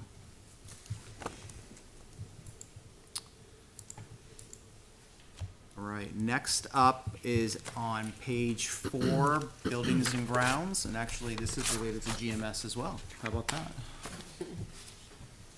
This is actually one where it's a question, are we budgeting enough? This is on the boiler repair for GMS. And looking at this, we've actually spent in years past more than what we're budgeting. And the question is, do we need to consider increasing this by $4,000 to cover what it looks like we're spending in past as overage? Yeah, so I think we were looking at trying to find an average of past years, so it has been kind of all over the place, which kind of makes sense with the building, not to be critical, but, you know, some years it's about 35,000, sometimes as much as 48,000. So trying to find that like middle ground number that makes sense. You know, we're gonna have, this is a little further along, but might as well jump to it. The on-site insight report should be in by the December board meeting. You know, I have a call set up with the person on Monday, and I'm expecting that call is to go over a draft of the report, so we'll see what that thing says. But she's hinted at a lot of off the bat repairs you would need to do to get stuff up to snuff. You know what I mean? So in terms of this year, we're gonna spend, it's budgeted at 52,000. We're gonna spend a lot of it. Like, for example, when we did the health inspection earlier this year, the ramps out to the portables essentially didn't pass, so we have to replace them. You know, so that will be a project that we'll have to do that will have significant cost to it. You know, up to $10,000. So those are things that would fall under this line. It's sometimes hard to predict. We didn't anticipate those ramps necessarily failing that inspection, but they did. So we got to repair them. So it's an aging building, but you know, this is probably not a new discussion for anybody. Like, you don't want to put too much money in if there's going to be a different long-term solution for the building, but you do got to still keep it up to speed so you can continue to run school and stuff like that. So. I mean, having just walked on the roof of that building and like having done a pretty extensive walkthrough of the building, I would be fearful of under budgeting this because I think at any moment there could be something there that's just catastrophic, and I don't know that we have really sufficient reserves. So I'm sort of thinking along the same lines as you that I think we may be under budgeting. I do think with that building, we can continue to find things to improve. They're not fine. There are things to improve, right? Like, I don't think that's money that's gonna go to waste. Another one that just came up is the snail, right, on the pre-K playground. The spring on the snail needs to be replaced, right? Yeah, and I can also tell you that like we had HVAC out there for the past 2 days. You know, so depending on whatever the long-term plan of the HVAC, our current units are beyond age, and even our best ones are aging. And so, you know, HVAC was working on one of the units like above the main office, which when it starts acting wonky, what you end up is it basically controls like 5 rooms, and my office gets no air, the OT room gets hot air, and the art room is freezing. You know, so they have to. I mean, they're up there, so I don't. You know, I don't want to say it could have been a $20 part with 12 hours of labor to do it, but there's those kind of things. Even with the portables, our newest units again, but like that 2-pack portable, as you know, like the ramp is starting to fail, and so some of those components, they may not be at replacement stage, but they're certainly at like service, and just this, we're at the point where the pieces are Those starting ramps to are add at up. replacement stage. I mean, there's like You know, You gotta do it by April 1st. all right. But what I'm saying is that you're also starting to see things like, even in the 4-pack portable, where we're going to start to see some of the seals start to deteriorate a little bit, and you're going to bring up fees of resealing or just general maintenance on HVAC units and things like that. So there's, we always talk about the death by 1,000 paper cuts, and we got a lot of paper cuts. Yeah, but I mean, if you're talking about replacement of those ramps, that's way more than what you're budgeting here. That's a big expense. Yeah, so the quote we have for those, because there's some things we can keep from the actual ramp, so we don't have to buy, like the concrete, like pillar holders. I don't even know how you describe them. We can keep those, right? So we don't have to replace those. But like some of the wood pieces, that's the piece that needs to be replaced, and then some of the railing stuff, adjusting it and everything. So the quote we got on that Dave got it was about $10,000 to do it. So. Yeah. So I mean, I think we'll always welcome more money in that line. Like, I think we would spend it when we budget it. We try to be responsible to what actuals were over, the past few years. But I don't think that money is going to go to waste. And I think, I know it's the first time through this process, and Mr. Mitchell, you've been here at the table for a few years now, right? The goal here, and my goal, has always been not just to decrease, but it's always been to find what the proper number is. Yeah. And that way, is it increasing or decreasing? And this is one of those numbers that when I was going through the budget, I'm like, I think you're shortchanging yourself here on this particular row. Yeah. I had put, just for public awareness, and was thinking, I think we need to add 4,000. That's just based upon past expenses. If there are other things we're thinking about that would increase that, maybe that number is higher than that. And that's where I need some guidance on what we're thinking about and what that right number is. Mm-hmm.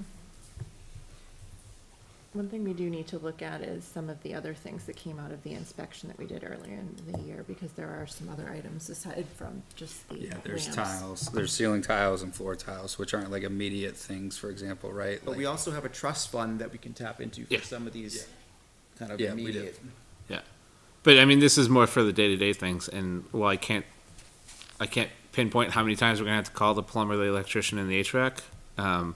I don't think it's gonna be less in years going forward than it has, So here's the deal. So this is budgeted at a flat $42,000. I'll make a motion to add $8,000 to this account. Second. Motion by myself, second by Ms. Ames. I'm gonna budget it at 50,000. I think you're gonna spend it. It's at 52,168 right now.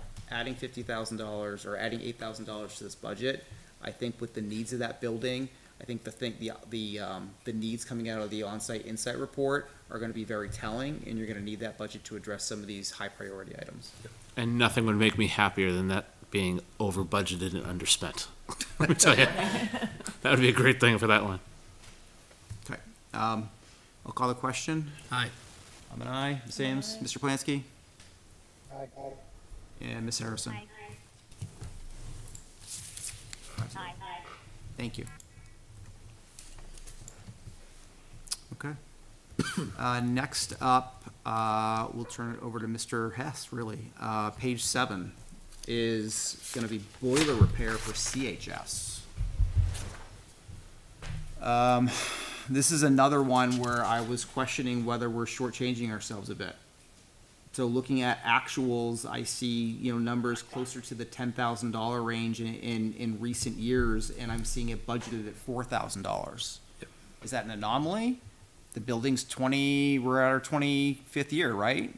So, Yeah, we probably definitely need some more, just in case, with it being older. Yeah, I mean, I think this is another example. We took last year's number, not knowing firsthand what the right number was gonna be, and kind of carried that one over. The building is 25 years old, right? 26 years old from actually probably when it got started getting built. These boilers have a life expectancy of about 30 years, so that boiler is gonna need some love and care to get us to that 30-year mark. It's working. Like, I don't wanna undersell and say it's gonna all of a sudden break, but that's something, that boiler will have to be addressed in due time. You spent a lot of money on it last year. Jake, I don't know if you can recall, was there a lot of boiler repairs last year or anything? Yeah, I don't know I know there were some repairs to the boiler last year. It was nothing huge, but, here and there, the past few years, they've had to do small repairs to it. So again, I don't know what the right number is here, but I look at this and I say, this isn't a line item that I think is underfunded based upon what your needs are probably going to be for next year, thinking about a 25-year-old building and thinking about your past recent years of expenses. And quite frankly, in a couple weeks, we're gonna have reports that are really geared towards helping us figure out what we need to be doing, so I agree with you. I think I think you could, if you're looking to increase it, you wanna restore it back to the FY24 number. That kind of splits the difference between the two. My thought was just to increase it to $9,000. Or do that. Add 5,000 to it, right? Yeah. Call it a day. That still is less than what we spent on it last year, so. I don't know what the board's thoughts are. I think we'll have the on-site insight report and we'll be able, I know nothing about boilers. I have zero idea, I'm speculating, I do not know. What's gonna come back is a 20-year window of what it is. She's gonna look at the status of the boiler, which was fine. You know what I mean? It's a 25-year-old boiler when Yeah. we got there. It's not immediately gonna break. But it's gonna need to be replaced in due time. And she's gonna project out about 5 years from now that there should be a budget item to replace that boiler in the CHS, which would be whatever the cost of a boiler is, And then the idea is that you're planning for that, using your capital reserve fund with the idea of putting money in it, so when that comes, you just go and buy it. Well, and that's my only question is a repair like that better off in the maintenance fund? I think it depends upon the type of repair. Right. Right, if it's a standard maintenance, I would argue no. Right. If it's like a wholesale, big-time Rebuild maintenance, or yeah. something. Yes. Yeah. I'm fine to go to 9,000 just to have. I'm fine with your proposed increase of 5,000. I think that's the safest thing to do. Again, I rely on building and grounds. I rely on people who know boilers to tell us what they think it's gonna need. 25 years old does sound like. I just think as they're going through the budget, I think they just, to your point, the superintendent's point, I think they just carried it over without really thinking about what the true need is. Mr. Plansky, Ms. Harrison, any thoughts?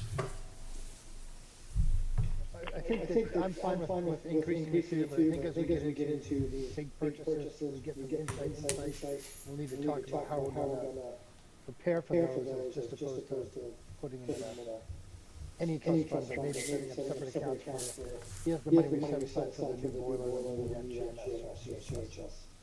So it doesn't get spent on some other project. I'm okay with it. Yeah, I agree. I think once we have the report from on-site insight, we'll be able to move forward. When we have time to adjust the budget as accordingly when we need to. All right, I'll make a motion to increase this line by 5,000. Second. Motion by myself, second by Ms. Ames. I'll call the question. Mr. Aye. Shoemaker, I'm an aye. Ms. Aye. Ames, Mr. Plansky, Aye. and Ms. Harrison. Brian, can you remind us when we're gonna see the report from the site? Sorry, Tina. Yeah, I would expect it, the first week in December, so that first full week after Thanksgiving, right? Yes, that's the first full week of December. That's when we should have it in hand. I don't know if you heard me before, Peter. I have a call with, the assessor Monday, to go over a draft and some just quick questions for her. So I would imagine that means she's close to wrapping them up and just needs that, touch base on a couple of things that she saw. I know she had one specific question for Dave about a system up at CHS that she just wanted to make sure she had correct. So it certainly sounds like that call we're going to have Monday is to go over some of her preliminary findings and what she's going to put in the report, or what she has in the report. So I would expect to have it in hand by that first full week in December there. Okay, thank you. All right, moving on to page 8, buildings and grounds. Next up is line 610, supplies. This is under GMS grounds and services. I'll make a motion to reduce this by $1,200. Second. Motion by myself, second by Ms. Ames. Specifically, this is the supplies for the playground, and notably, again, this is looking at the actual expenses. In '24, we budgeted $3,500, we spent $900. In '23, we budgeted $6,000 and spent $2,000. In '22, we budgeted $3,000 and spent $1,500. So we're considerably under our budget. And so this is actually budgeting it at $3,000 from $4,200, which is still considerably over our actuals on this account. I think we're okay with that. Yeah, that's fine. Additional discussion? All right, Mr. Shoemaker? Aye. I'm an aye. Ms. Ames? I'm an aye. Mr. Plansky?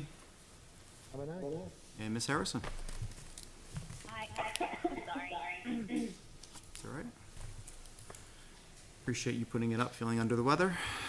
Sorry about the thing. No, it's all right. Carries 5-0. Next up is buildings and grounds, page 9. I have a motion to remove the crack fill seal at LMS, given our discussions at our budget review meeting. So I'll make a motion to reduce this line by $57,637.90. Second. Motion by myself, second by Ms. Ames. If this is going to progress in the budget, I recommend it be a warrant, and I recommend it being a warrant that addresses the actual problems within the parking lot itself. Do we have any idea what a parking lot, what the study would be for that? I think we got to find out, and that's one of the things we want to find out, because that might be the warrant article itself, Right. depending on the cost of that study, because it could be more involved than just repaving, filling in Oh, potholes. I think it absolutely is Yeah, more involved so- in that. I just wanted to know. I think the study is where we need to go with that. So I think if we start taking steps towards that through this warrant process this year, that would be wise. When we did the proposal, we just wanted to draw people's attention to that issue at LMS, and this was a way to do so. So I don't disagree with this. My only thought would be, do we leave 10,000 in it for the potential to do a study that's assigned to that issue, giving it some sort of budget, but that's just a number pulled out of the sky. I have no idea if that's an accurate number or a reasonable number. Can we find that out? We can try and find that out. I mean, we yeah. can got cut a it for couple now, people and we can- can always ask budget committee to Yeah. put something, I don't know. We could ask them to remove it if we left the 10,000 in Is there. that something you could do with end of the year funds? It is. It We is, could use yeah. that. Do for the that, and study. we can add it, and the budget committee can revote it. Like, there's still Yeah. time. So I guess my only question would be, do we leave any amount in there for, I mean, that parking lot is like, sinkhole city. So like, if we have to repair any of that stuff. Yeah. I'm allowed to talk. My only concern is this thing that happened the year before I came, where there was a catastrophic fail. We have a great building that has new HVAC and wonderful, but if our parking lot road gives way and you can't get into this great school without the great HVAC, it's gonna be problematic. So I worry only a little bit about that catastrophic, as Dave mentioned, the under the road going right from the parking lot to the bus loop where everybody drives in for parent pickup. That's the part where we had the major cave-in this past year. Do you know, just offhand, Jen, when that turns in the school property? At the corner, right? At the corner. There's like a property line right by where the sign is. Yeah. So the loop technically is town property, but the rest of it is ours, to my understanding. Because we just not lose sight, it may not just be our issue. Like there, it could be something feeding in from the town road that is creating the havoc underneath the parking lots and stuff. Just noting, like we may But have to until we involve do them. the study to figure out what we have to do to solve the problem, we're not Yeah. gonna know, but what we could be faced with is another sinkhole that we have to obviously repair to get buses in and out and stuff like that. So I think carrying something would be smart. But certainly not for, I think we still have, right? So if we need to add money, we can certainly consider that. okay? All right, we'll call the question. Mr. Shoemaker? Aye. I'm an aye. Ms. Ames? I'm an aye. Mr. Plansky? Aye. And Ms. Harrison? So I missed the motion on that. What the amount is the full reduction for the 57? It is. Or are we leaving money? It's the Okay. full reduction. Yeah, okay, aye. Thank you. That carries 5-0. All right, moving on to page 11 of Buildings and Grounds. Yep. Andrew, what is your question here on North Point? Professional services? Do we have a contract in place? Yeah, so on page 9, again, no motion at the moment. There was a question that I had, right? And the question is regarding professional services with North Point and True Green, right? I know that we have services. My question is do we have an actual contract in place with North Point to support this work? I do need to, I apologize, do need to look into that. I will look into that first thing Okay. tomorrow. That is the rate, I do know that, for monthly, whether it's like a hard contract or Yeah, I know not. he called to get the numbers. And we to like make sure. increase that, like, I know the budget didn't increase here, but there has been an increase in the month coverage that we're doing services out there because the weather is now warmer, so.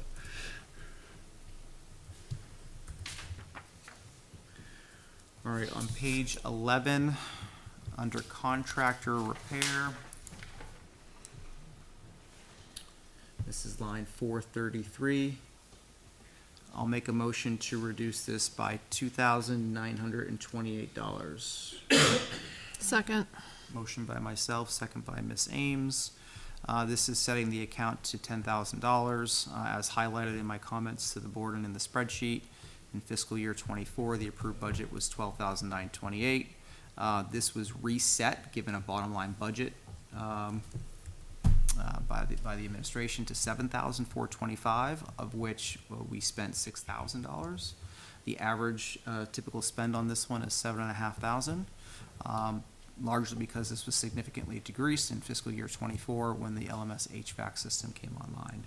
And so this is actually setting it to $10,000, which I think is more than adequate for this particular. We had a call in with Viking, who's the HVAC people today.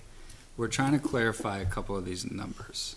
So I was wondering, we have another call with them tomorrow because the HVAC, we're trying to make sense of all that Viking stuff.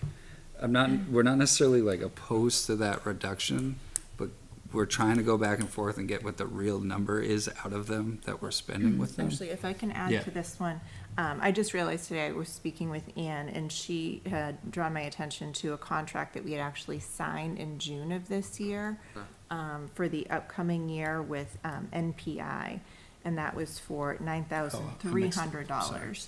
So instead of that $2,000 that's actually there for the HVAC annual service and maintenance plan, it should actually be $9,300 based on that contract. That's a big difference. Yes.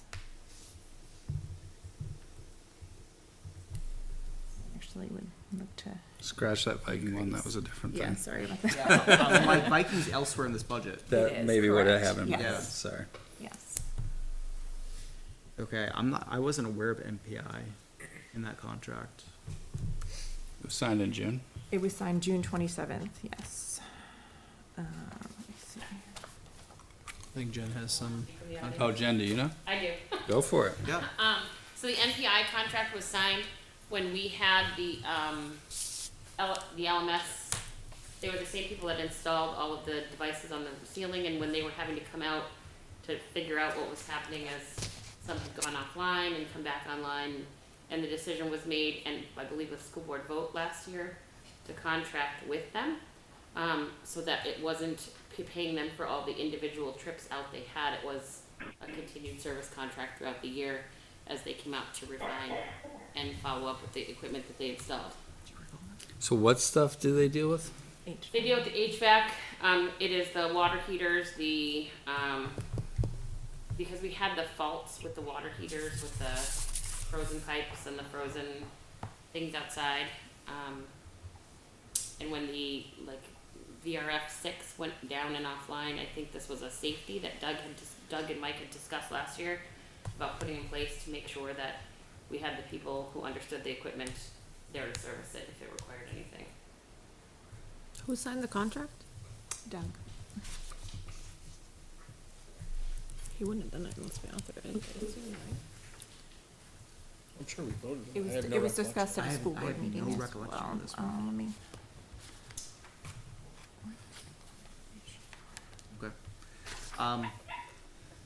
So we need to Let's- increase this. Well, let's table it, Okay. right? If you could share the contract with the board, yes, I can do right? that. And maybe we can do some homework on this one and Okay. see. I mean, when we may already have signed the discussed contract, That right? would be good. This is this. I'm just gonna make a note to be further discussed. But based on this line, this was taken from last year. NPI. That's how much we spent in this line last year. Dan. Do you have a contract with them? Was it just like a maintenance agreement that we signed off of for changing filters? I wonder, just to draw, this could be a bad idea. Draw your attention up to GMS on page 10. On their contract repair and maintenance. So their HVAC maintenance and service contract is for $18,000 there. Right. And What's that? Is that the A&E contract? It just says HVAC contract. Perhaps. Is that who you guys do with? Is that different than the middle school? Say it one more time. But their HVAC is significantly older, right? This HVAC is brand new. Right. And there were economies here because of the newness of the system and a lot less maintenance. But then look what we spent at GMS last year. I Right, think that's- that what's challenging for me is I feel like we would have pushed back a little bit on the idea that we're now paying them, because if I'm understanding what Jen's saying correctly, it was when their system wasn't functioning properly, we had to keep calling them out here. That would have. I don't remember this contract with NPI. Neither do I. I'm looking through email to try to find it right now. I'll let you know if I find it. So we're gonna do some more homework on this one and figure this one out. Okay. Okay. Also on page 11, inspections. I'm gonna make a motion. Did I make a motion on the 2009-28? I did, right? So I'm gonna withdraw my motion. Yep. You withdraw your second? I withdraw. Okay, so that one's cleared out. Also on page 11, under 460 inspections, I'm gonna make a motion to reduce that by 1,145. Second. Okay, motion by myself, second by Ms. Ames. This is underneath, again, the inspections line, and again, looking at the actuals that have been spent. We have never actually spent more than $6,100 on this account. And by reducing it by 1,145, we're actually setting it to a more reasonable number. I think we're okay with that. Any comments, questions from the board? Okay, I'll call the question. Mr. Shoemaker? Aye. I'm an aye. Ms. Ames? I'm an aye. Mr. Plansky? And Ms. Harrison? Okay. Next up, page 12. We have, where am I? Professional services, 460? No, 430. 30 person minutes. Under repairs, yeah, I have it labeled wrong here. Under, yep, repairs and maintenance. I'll make a motion to reduce this by $2,700. That's fine. Motion by myself, second by Ms. Second, Ames. yes. Again, setting it to $11,000 as highlighted. We've never spent more than $11,000 on this account. Looking at actuals. Sounds like the superintendent is okay that's with fine. that? Yep. Okay. I'll call the question. Aye. Mr. Shaker, I'm aye. Ms. I'm an Ames? aye. Mr. Plansky? Aye. Ms. Harrison? Aye. Okay. Also on page 12, inspections. So this is line 460. I have a motion here to reduce that line by $5,000. Average actual on account is $9,000. I think we're okay, because when you do the math to add the sprinkler to what last year's actuals was, that's still, that reduction still Yes, puts us in a good spot considering all that. correct. Is that the 10-year Yeah, inspection? so the the 10 year is So big. with Heidi the has it in her notes. $13,600, right, even with that, I think we're still over budgeting. I think we'll be okay, so I would say yes, because the sprinkler head is also just our projection of what that's gonna cost, so. All right, additional discussion? I'll call the question. Mr. Shoemaker? Aye. I'm an aye. Ms. Ames? Aye. Mr. Plansky? Aye. Ms. Harrison? Your summary of other stuff. Aye. All right, that carries 5-0. Do I have? Next up, or anything else on buildings and grounds? We have some stuff for buildings and grounds, because we got updates and stuff. Okay. Okay, so, I'm gonna summarize first. So, I had said propane earlier, I think I had talked to Andrew earlier today, I mentioned something, it's actually fuel oil, that was what we got the new price on. So we have, we went through our electric, jump in, Julie, if I may say this. Electric contracts at both GMS and CHS, and we're locked into rates through 2026, so we don't have a need to increase those lines, which is good. That fuel oil, different than propane, fuel oil did go up some with the new rate that we got today, which is now $3.09 Yeah, a so gallon. the rate is actually lower, but I'm looking at the 3-year average for the last 3 years. Yeah, so we. That changed. Okay, so using the new rate with the 3-year average, that changed that dollar amount. And then, something else in here, the HVAC thing that we're gonna look into. So when you count the electric, I have a sheet you can look at here. When you account for those electric contracts and the fuel oil, we have a savings when we redo those numbers of $7,000. So if you're comfortable with us updating those lines to reflect those changes of That's prices. the net savings That's with the the net increase in savings. the fuel oil. Yeah. What is the new rate for propane? Sorry. It's fuel oil, sorry, I said propane to you earlier, it was fuel Propane, oil. I'm still reading, I called them again today, I'm still trying to. Okay, what's the new rate for the fuel oil? Yeah, The budget $3.09. $3.09, okay. And then we base our figure on our 3-year averages of use. Are they gonna want the electric rates as well? We have the contracts and we're locked in through June 26, There's no so we can changes. level fund those. Locked in through June, sorry. I'm Yep. just making that locked And I in. did just locate the hard copy of the agreement that we Okay, have. I'll make a motion to reduce, fuel and oil across the budget, Okay. by $7,000. It was a reduction, not an increase? It's, no, when you I'm account for the electric Oh, and I the oil together, it's a savings of Should about we do 'em- $7,000. Should we do it separately or items? no? I will do them in the separate line items, but if you trust us to do this, we'll update it and I can show it to you real quick. Just didn't know if you wanted to That has have the line motions items. on I just meant for the record. motion, do we, Overall savings. where are those line items on? In building and grounds, there's the Across GMS GMS, electric. CHS, and LMS, Yep. Okay. or So the blend. GMS electric is, It's line 622, 624, and 433 within that buildings and grounds budget.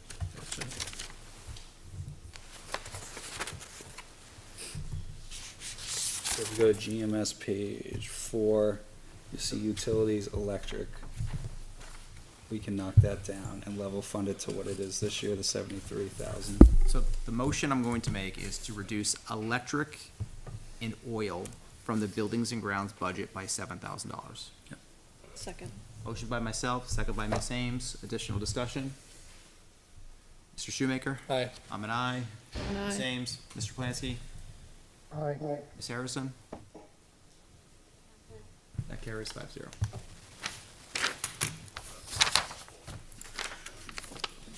All right, what else on buildings and grounds? We're working on some stuff with, this is the Viking thing. We're working on them. We could see a decrease in those lines. Julie's been talking with them and stuff like that. We don't have that finalized yet for you tonight, but we're trying to reduce that down, which would possibly, not committing to this, but possibly get us about $9,000 in savings across all three of the schools when it comes to Vikings. That's what we're working on. So if we do that, we will let everyone know, can get that pulled off. Have we talked, I know it's been brought up a couple times, have we talked more about the end of the solar situation and what our thoughts are? How we might approach that? So that's a warrant, I think that's gonna be a warrant article discussion. I do have that highlighted where I think we should consider adding a warrant article for $120,000. If we consider, the balloon payment being due in 2029 and carrying that out, $600,000, that's $120,000 a year for the next 5 years. Okay. I support that. I think that kind of, the intention of the board at that time. Heidi, you can correct me if I'm wrong. I think you're right. So that's something I think we need to start thinking about as we draft warrant articles. That's all we got for building and grounds. Okay, we're going to move into the next section, which is business. All right. I have nothing for business. Any board member? No? Transportation? Pretty straightforward. SAU? I thought you had one for legal, or that's different, that's school board. Legal's under school board, Yeah. yeah. Underneath school board, page 2, I do have one for the legal services. I'll make a motion to reduce, this is line 330 towards the bottom, by $20,000. I'll second. Motion by myself, second by Ms. Ames.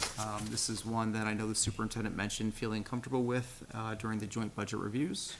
Yeah, we overshot it. Sorry. So I'll call the question. Mr. Baker? Aye. I'm an aye. Ms. Ames? I'm an aye. Mr. Plansky? Aye. And Ms. Harrison? Hi.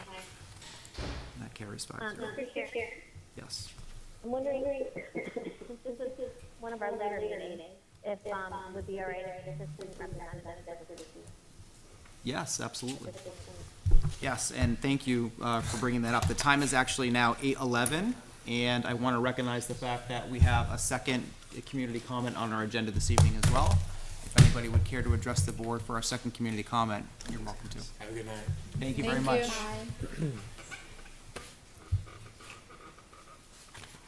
And with that, I'll close our second community comment tonight as well.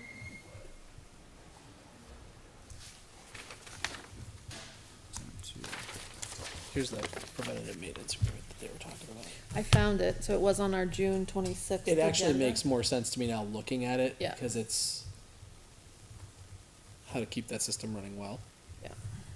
And this is, a maintenance agreement, not necessarily for Correct. Yeah, it was a preventative maintenance agreement, so that looks more. it passed by us 500. Maybe it's the company MPI, I just don't remember. Peabody, Northern Peabody something, so that's, Okay. I think that's just the acronym. I just found it. I'm slow in the uptake, sorry guys. Oh, no, you're good. I got it. Okay, next up, and I think the last point of discussion tonight is special services. I do have a discussion on special services tonight, if you'd like to get to the hot. last, hot seat. I mean, this is. Is it a best for last kind of thing, or like worst for Yes, last of course. kind of thing? I don't know. Come on. You know you're gonna bring the energy and the enthusiasm. Right. Do you still want more time to look over that CHS? I'm sorry, What we got? we had tabled that issue. We had done the TB to look into that issue, but do we need to make any other changes to that line item? Adding in the 9,300 for that contract is not in there. So, we don't have to do it tonight, I guess. Well, now that I put eyes on that, I'm like, I don't fully remember it, but I vaguely, seeing that it's preventative It maintenance. was one of the last things we did. I at our vaguely last recall meeting. having a conversation about we definitely should do preventative maintenance on this to make sure we're keeping the system up because we don't do enough preventative maintenance on other things. I think that was a conversation that we had now that I'm looking back at that agreement. I'm looking at our minutes. It is exactly the conversation we had. Yeah, if we need to increase it, we need to do So I that. just think we should just do it right now while we're here, Okay. because Sure, that's not it. increased It was Seven- 7,300. 7,300. Sorry, what page was that on again? Buildings and grounds?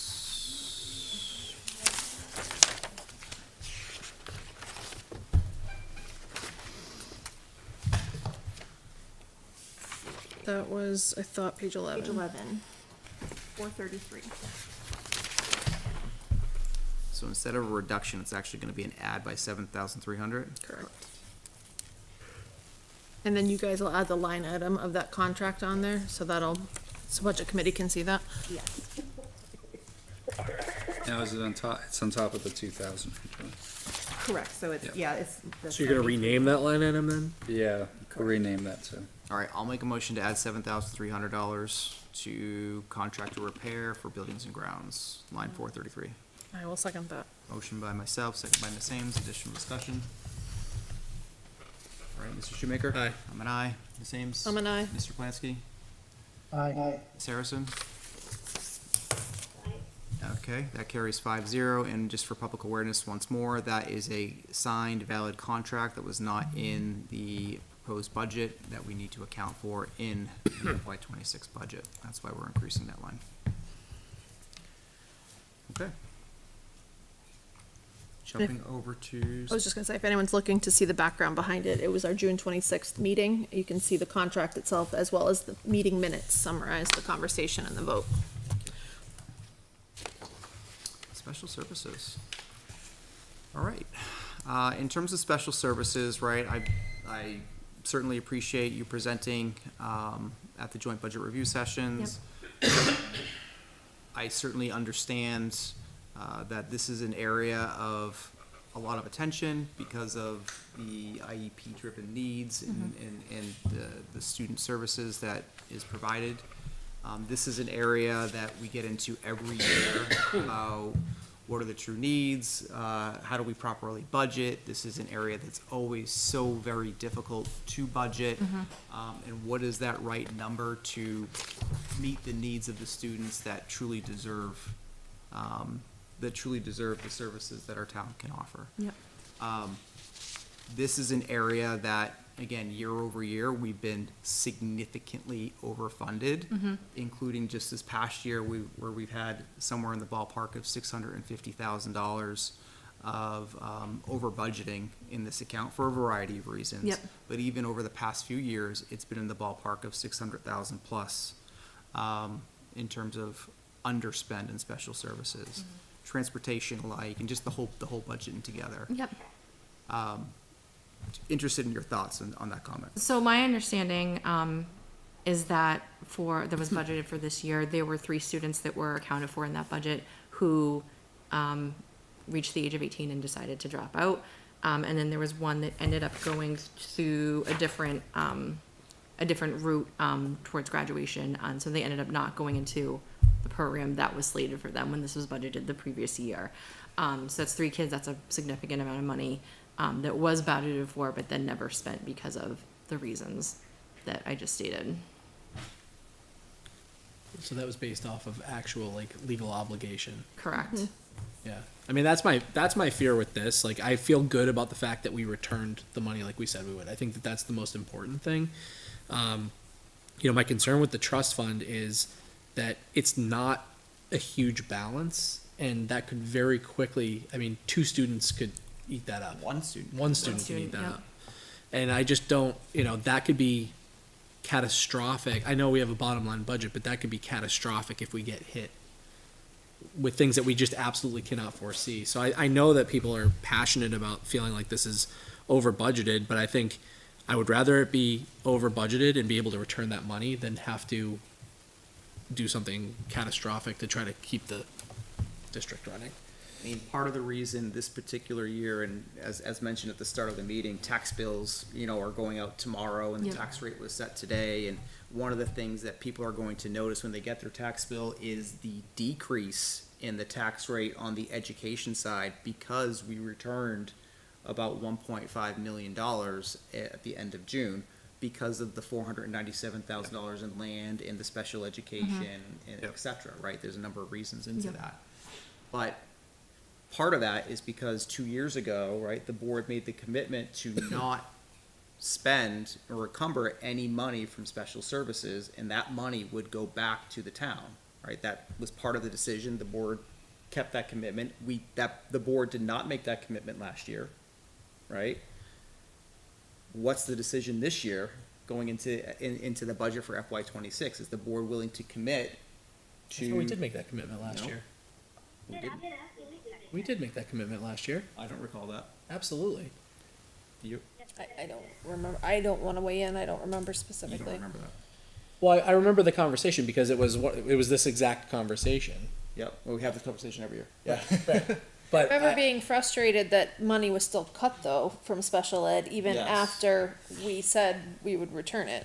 So that sort Right. of felt like. But I mean, I think that the initial proposal last year was a rather large cut, and I think we did agree to some cuts, but the overall, because I think Andrew was, advocating for another big cut like that, and I think that that's how we got to the middle ground, which was my vote, as usual.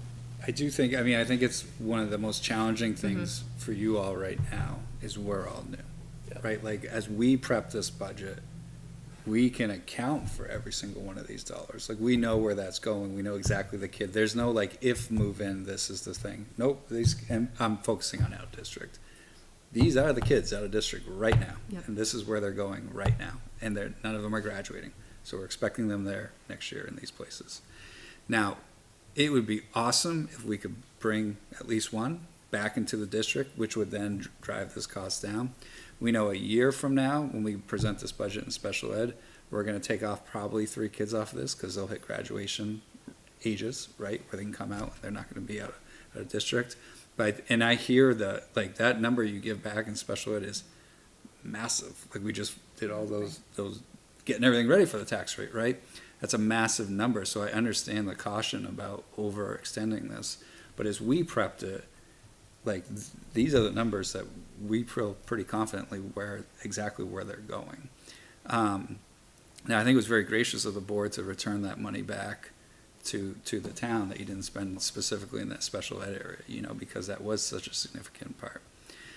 I know it doesn't have any effect on the budgeting standpoint, but we can't ignore that we're not getting the same funding from the state in this area. That was we my have, next point. you Yeah. know, So, there was not as much budgeted. We don't have to get into the why of that. I have thoughts on the whys. I don't know if it's true or not, but we can't ignore that we're just not gonna have the same revenue for special ed that we've had in previous years, because we're just not gonna have the same money from the state. So that doesn't necessarily change how we approach the budget, but it's not gonna help that the district spending more money on special ed regardless, because we're not getting as much back from the state. So I'm actually a little concerned to hear that there's no buffer in this number. This is based off of all actuals, and so therefore our true buffer is only the trust fund. So, For that, because you had a buffer built in for this current year, because the exact scenario happens. Like, we had a kid move in the first week of school who was in his previous district and out of district placement. And so we continued that out of district placement at the recommendation of the team that was coming in. So that's the exact scenario of why you budget for the unknown, because of that exact scenario, someone moving in like a week before school starts, and you not being able to do it. So if that scenario was to happen next year, we would likely be coming to the board, and in full transparency, we still may come to the board this year to take a little bit out of that trust fund because we had that move in, right? We think we're gonna be okay because Sarah's been really good about taking care of different things, utilizing the funds that she has here and everything like that. And because there was some money budgeted there for an unknown, so we might be okay, but we might not. That's going to be a discussion we'll have to have in the spring when we see where final dollar amounts go for all this how stuff. much did we budget for buffer last year? Do you know? Probably about, I can find it. Give me a second. I didn't think there was a buffer last year. I thought pretty just sure the there's a buffer buffer. came from the out of district placements not I happening. can't remember No? what was presented to us. Yes, in there's a terms of- buffer. Jen's nodding. How much is it? It was, I just have last year's printed out, so it was requested for the 700. It doesn't look, so it's not the printout I have from last year We doesn't don't have know what the- everything, line itemed out like this year, so it just says some of IEP directed services, for students, for 9 students who attend out-of-district schools, and then it just gives a lump sum. Tina, do you recall? My recollection for as long as I've been on the board is that we have been budgeting for actual students and what we anticipate those students are gonna be 18 months from now. I don't believe we've never added in a buffer in special ed, as long as that we say that we return any underspend to the taxpayer. And we've been faithful to that. So here's my concern. I think looking at the numbers and strictly looking at the numbers and what's been budgeted and what's been spent in actual, I can absolutely see the justification for a reduction. I can understand where that comes from. The concern I have is that, in my opinion, and this is me, I think it would be irresponsible if we didn't budget for all of the actual students that we are planning to Legally have obligated. next year. Legally obligated to cover. Agree. Well, We are, and I see you have the article up, and that's what, this concerns me as well. and this was the second piece, was the, I had circulated to the board, and I think everyone may have already seen it on their own, but they're, under the state plan, the state is gonna be reducing its portion of special ed down from 87% to 67.5%. Yep. That means that much more is being put on local taxpayers to pay for special education for students in their district, and that is, Significant. huge, and I don't agree with it in any way, shape, or form, and this is where it would be great to have our state reps be jumping in to try to restore some of this, but regardless, that's the situation that is being told to our administrators, is be prepared for yourselves to have to handle, a larger chunk of your special education budget, and so if we don't get that revenue in from the state, that falls on the taxpayers, and so again, while I see the justification when you look year to year, I don't have any problem. I'm willing to commit. I've done it in the past and I would do it again, to return any unused special education dollars that we do not use this year and next year, for 2026 budget. So I know this is gonna be an unpopular opinion, but I'm like even more concerned with that we don't have any additional buffer beyond what we are actually seeing for actual legal obligation on our books. Because I think it could just be a fluke that we've lucked out, that we had 3 students, leave and save money. It could very easily go in the other direction. Right. And if it was a case of like, well, each student is, $5,000 or $10,000, that'd be one thing. But if they can be, seldom are these low expenses. These are usually very Like high expenses. 200,000 Yep. up to a half million. Yeah. Yeah. So I'm just a little concerned about that. I'm concerned about that as well, but my thought to address that would be, can we put more money into our special education trust Right. to increase, for that purpose? That's that surprise, that unexpected that comes in or happens, versus budgeting for it in our budget. That has to be a warrant article, so yes. I agree, and that's what I'm saying, is the way to deal with this, Yes. not to reduce it for today, number to one. ask. Number two, then we ask for additional Yes. funds to go into our fund there, so that if and when Yep. the trust fund, we need it, it's there. I agree with that. Yes, I agree. But I don't think, the part that I don't agree on, and I know you're bringing it up for discussion, and again, I understand why, because on paper, it absolutely looks like we could cut 325,000 and still be okay. I don't think this is the year to do it in light of the decreased funding we're gonna be getting from the state. I think it's too risky, and from my understanding, I didn't make a motion on it yet. no, I know you didn't. I know you didn't, but you raised the idea, and again, I don't necessarily, I understand where it comes from, and I see that, but I hope we've at least, this is a big hope, I hope we have accumulated a little bit of good faith with the town that we are willing to return that unused portion of special education money. I hope they see that we are willing to do that. It's the same argument every year, you're right. These are the same conversations. Someone's gonna move in and we gotta be ready for it. Yes. And I know they deal with that. The other concern, though, and having a lot of recent conversations with the town hall, right? Notably over the past 2 weeks, right? The whole return of $1.5 million is artificial, right? And that's a concern on the town side because it's going to decrease your taxes. But guess what? Next year, your taxes are going to go back up because we're not going to be returning $1 million. Well, we have to get back. We have to get on a better cycle of funding trust funds. Like that goes without saying. That's gonna level that But stuff out. returning, $600,000-700,000 in special education doesn't actually. It helps the taxpayers, yes, and the principle of it's great, but it actually doesn't help the taxpayers, right? Because it's deflating and increasing. No, I don't agree, want the but that's swings why. in your But that's tax. why It's not a actually, roller coaster. if you go to like Carrie Douglas's number one point, which is like she's all about funding the trust funds, which is true. I mean, that's going to level out. But that has to be a warrant article. I understand that, Yeah. but I think that we need to make sure that that's a warrant article this year. We need to come up with a strategy for that to really start increasing, our trust funds for those reasons. In the interim, I think we need to keep doing it this way though, because I think it's too big of a risk to mess with. But I agree. I think we need to work out a better solution that levels out taxes. I'd love to pull in like Peter and Tita into this conversation. Yeah. What are your thoughts? I mean, I'm curious to figure out how other districts do it. If the only information we have is the students that we have right now, and they're anticipated for 18 months from now, I don't know of a better way to project these costs.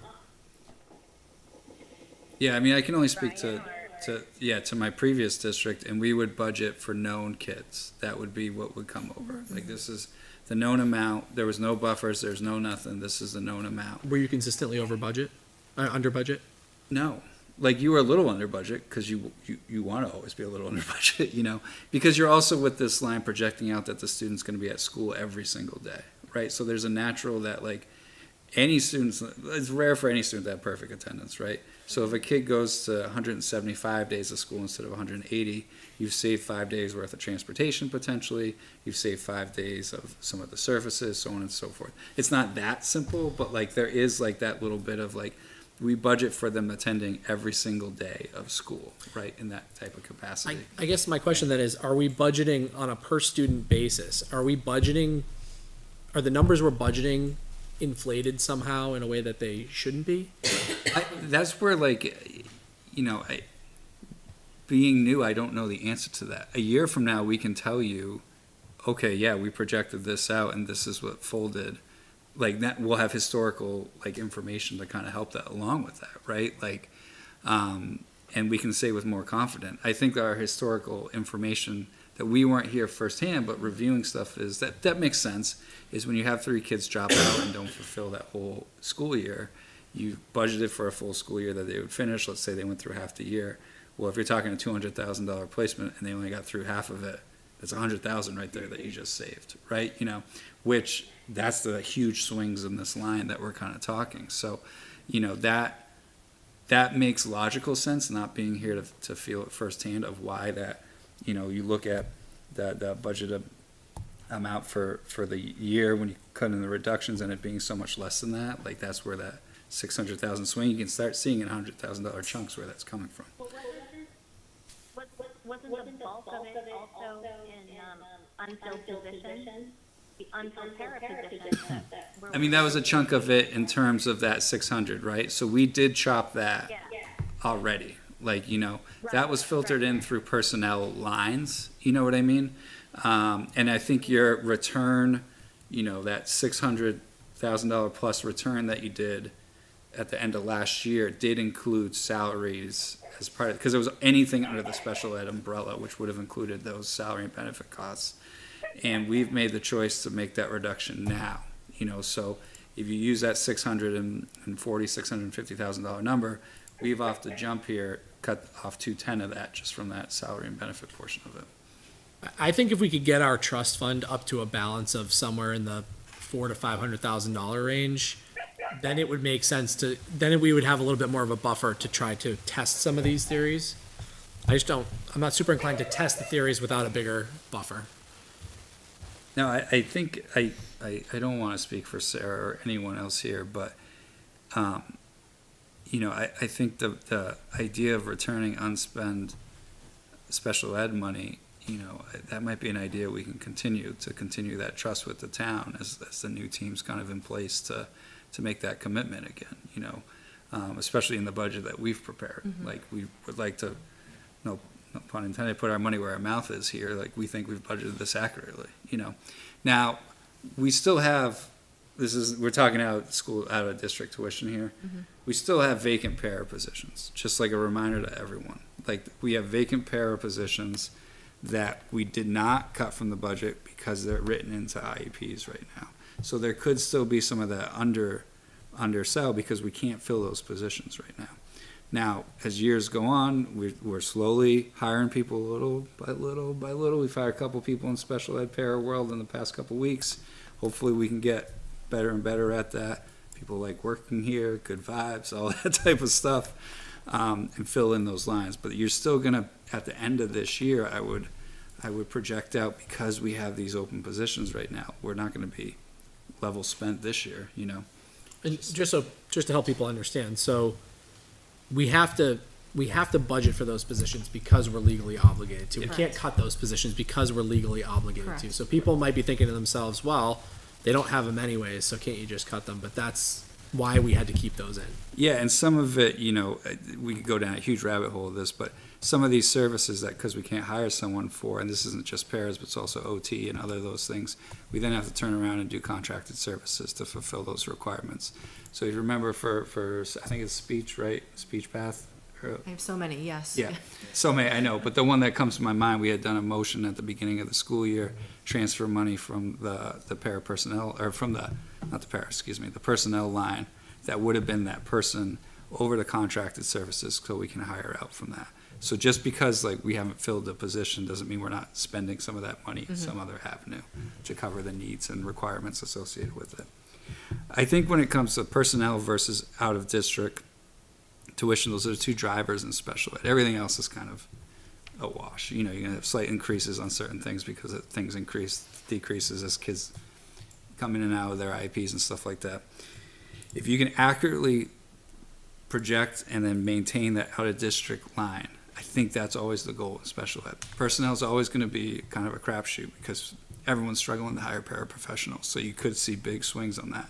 But our goal should be to accurately budget and then spend the money in the out of district lines, because that's the enormous line associated with this.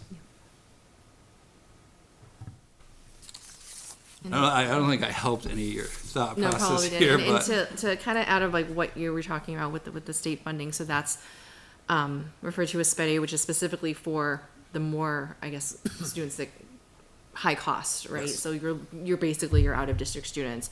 So that's the money we're looking to help offset that, and for it to go from 87 to 67 is a pretty big decline. Yeah.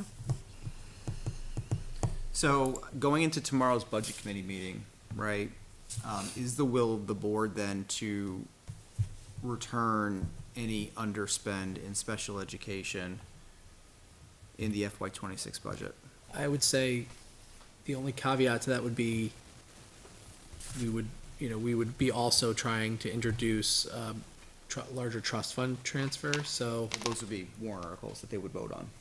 Right, but those still come out of the end of year funds, They right? can. And we are making a choice as to what number we're returning. So I guess the question would be, would we want to commit to returning the full underspend, or would we want to commit to returning the underspend minus the transfer to the trust fund? I think that's a good question. We could have the taxpayers raise and appropriate the amount of money that goes Correct. into the trust, or We would we be could. obligated to honor the warrant articles. Well, but usually those are written that they're up to a certain amount. So if we don't have, like, it's in order, right? So if we don't have enough leftover funds, then No. right. Yeah. But the whole point being that if we have, let's just say that we had just the right amount to get to all the trust funds in the special ed, which shouldn't be last, but let's just say the special ed one was last. We've committed to returning any underspend. So we would have to make the choice of, we would not be making the choice. It would be automatically transferred over to them, if that makes sense. yeah, so like, for example, the fiscal year we just finished, you could meet all your warrant article approvals without touching the special ed money, right? So you return the exact amount. Let's say, it was about $428,000 in warrant articles that that you did this past year. Let's just do 400 for a round number. If we, in our budget, keep our number there at the 200,000 mark, right? But you have 400,000 committed to warrant articles, and we have an additional, say, like 500,000 in special ed. Would you be willing to dip into that 500,000 to cover your warrant articles at that point? Well, I think it would automatically, and I think that's just the conversation that we want to be clear about. Yeah, you want to be upfront with We are committing to returning this, but we also are going to be putting forward a warrant article that would have an impact on that. But we think it's the smart move because we're going to move towards leveling things out over time. Hey, Matt, I think that, we've built a little bit of trust over the last couple of years with returning money. I think, so there's another way, the other way is to return everything and have the voters raise and appropriate that money as a separate item. And I think we're better off that way, other than trying to sort of shuffle the money. I think it'd be better to give the voters the opportunity to vote yes. Well, they would be on the warrant article to transfer to a trust fund. Right, I understand that, but I think from a political standpoint, you're better off to return all the money and have them give it back to you. Maybe it's semantic, but I think it's gonna be better received. But I don't think that's how it works, Peter. It could work that way, it doesn't have to be that we do it for the retirement fund, that's just what we do. Yeah, I mean, he's saying that you draft the warrant article, instead of drafting the warrant article as a transfer of end-of-year funds, you would just draft the warrant article as raising and appropriating. I think that's a good call, Peter.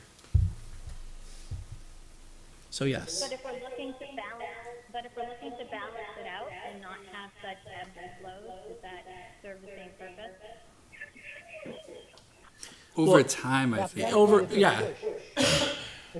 It's a push mathematically, it's just a matter of how the appearance, that we've made this commitment to return all the money that's unused in special ed, to continue to do that, and if we're tighter this year, right, with the paras being, removed from the budget, and we're told that, we're accounting for everybody, there shouldn't be much in there, right? There may not be enough, ideally, because that's a much tighter number than it's been in years past.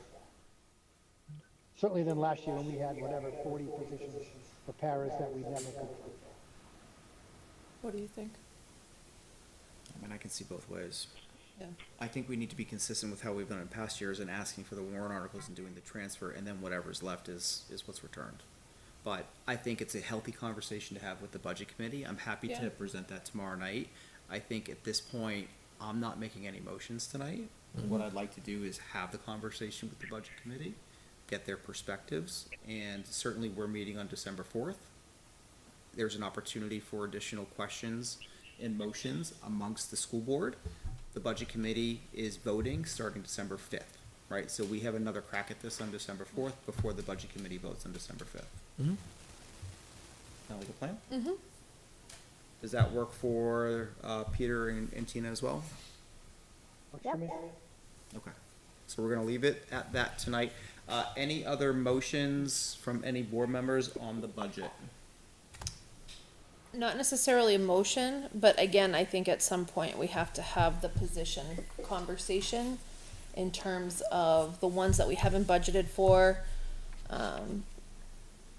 Are we going to have the conversation on whether those should be warrant articles or whether those should be included in the budget? So I'm not making any motions tonight, but I certainly think, we've gotten some recommendations from our administration regarding some changes that they want to see related to positions, and how are we going to address those? And again, I don't know that if it's a change in, we're moving responsibilities around, but we're not necessarily changing the personnel behind it, then if that's something that can be done outside of this process, or if the thought process is it's a new position, it needs to be done and addressed either in the budget or in a warrant article.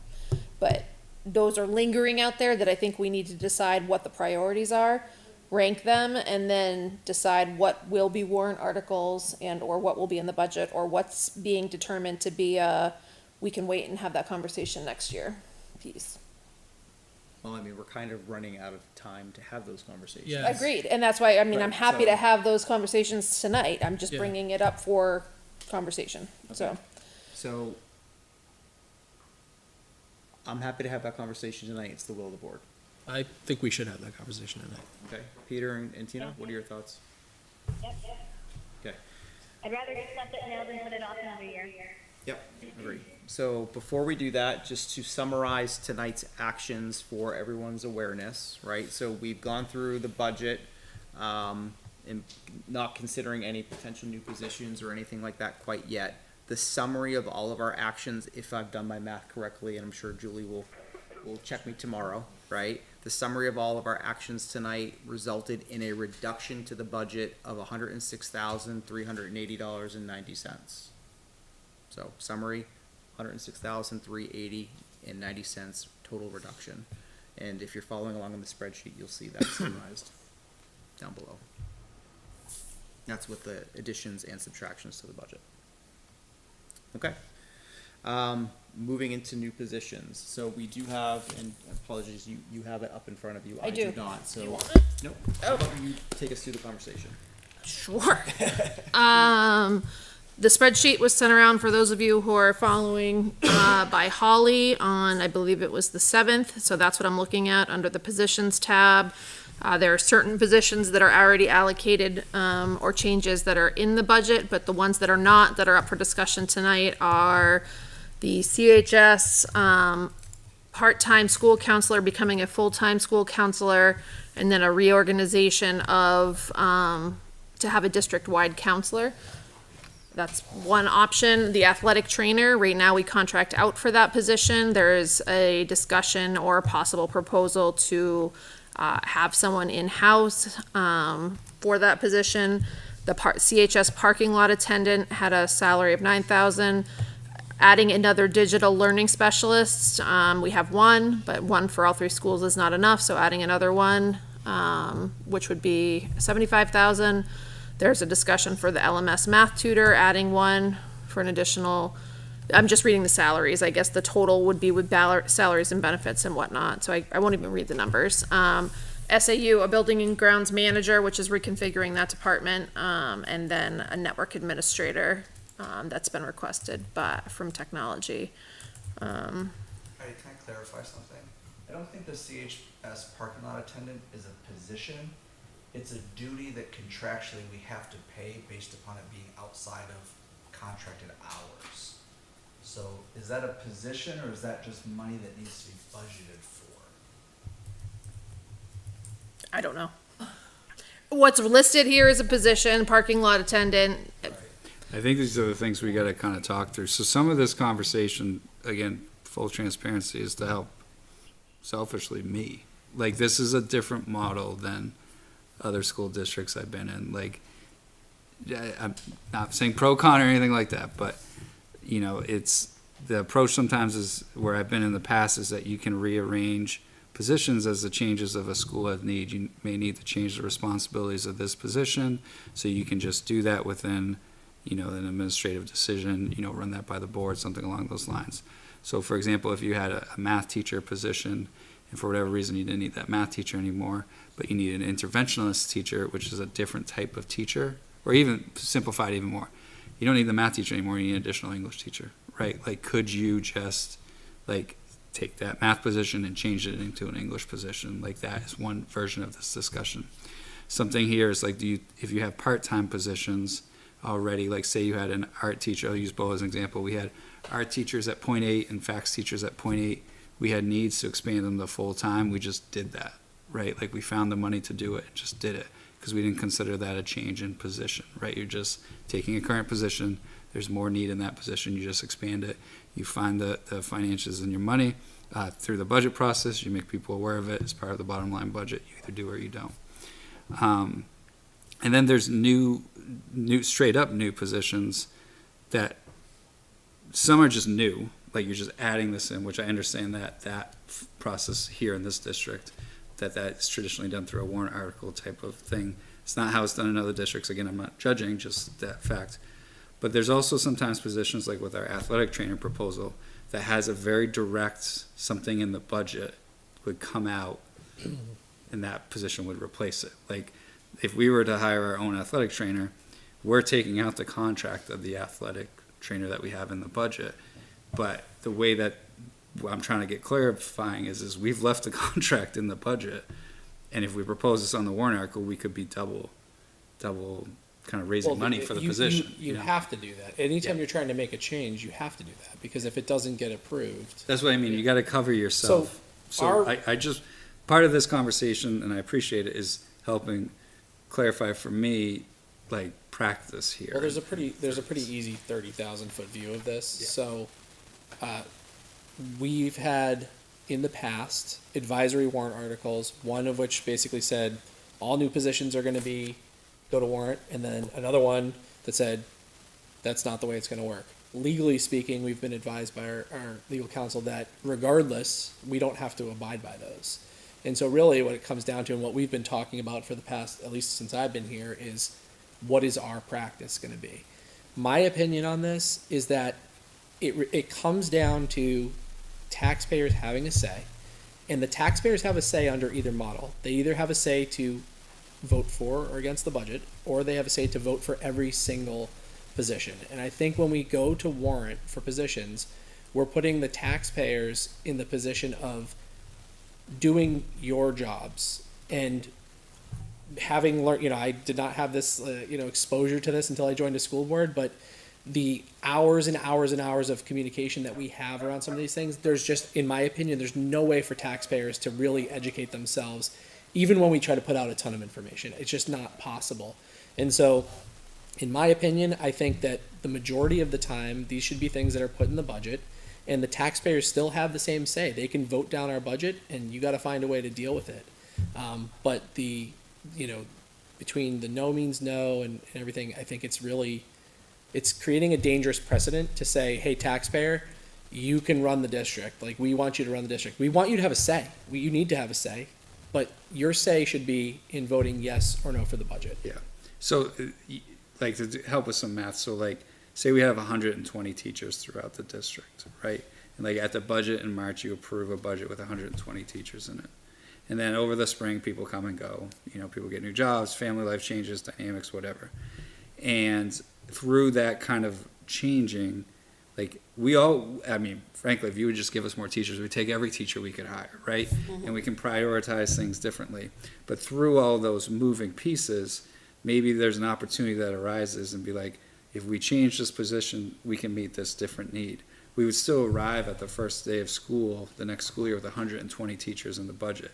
But they may not all be doing the same thing that we left the previous school year with. And importantly, the budget's still the same. And the budget's still the same. That's the thing that people have to remember. We're not talking about creating new positions that are not in a budget at any point. There's no more, you can't just say, oh, taxpayer, we want more money than we ask you for that you approved in the budget. I think that's important. And some of it, some of it can be very basic stuff, like you follow different cohorts. If there's a huge bubble of kids, right, and you have an elementary school teacher in fourth grade hypothetical, right, but maybe you're lucky and that person is also dual certified in high school math hypothetically, and you had that need in high school math and you didn't have that need in fourth grade, could we add another math teacher and change that person's position and stuff like that? So that's like kind of, where I've been in the past, is the flexibility we've been allowed from an administrative seat is like, we give you 120 teachers, you do what you think is the best thing with those 120 teachers. Now, that doesn't mean it's a blank check to do whatever you want, right? There's an approval process, check and balance with the board, with your community ultimately. And I'm not advocating for or against anything, just saying how different models kind of work and stuff like that. Obviously, stuff that has a budgetary, kind of change to it, like if we were to increase, one of this proposal is ultimately, one of these is to increase the part-time counselor to a full-time counselor. There's a budgetary point that people should be able to weigh in, whether that's a larger budget or as an individual warrant article. Obviously, people need to weigh in on that because of financial.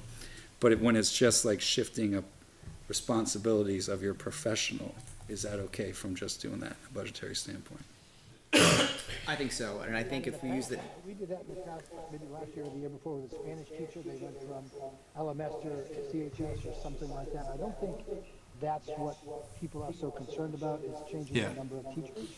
And I'm looking at the list, right? And I would say that the digital learning specialist would be a new position. Right. We have somebody who does that role today. Those are the ones I think that would need to go to warrant. But if you're going to say, we have 5 English teachers and we only need 4, but we need 5 math teachers, making that move, I don't think is an issue, would be an issue. And again, I think we've done that in the past.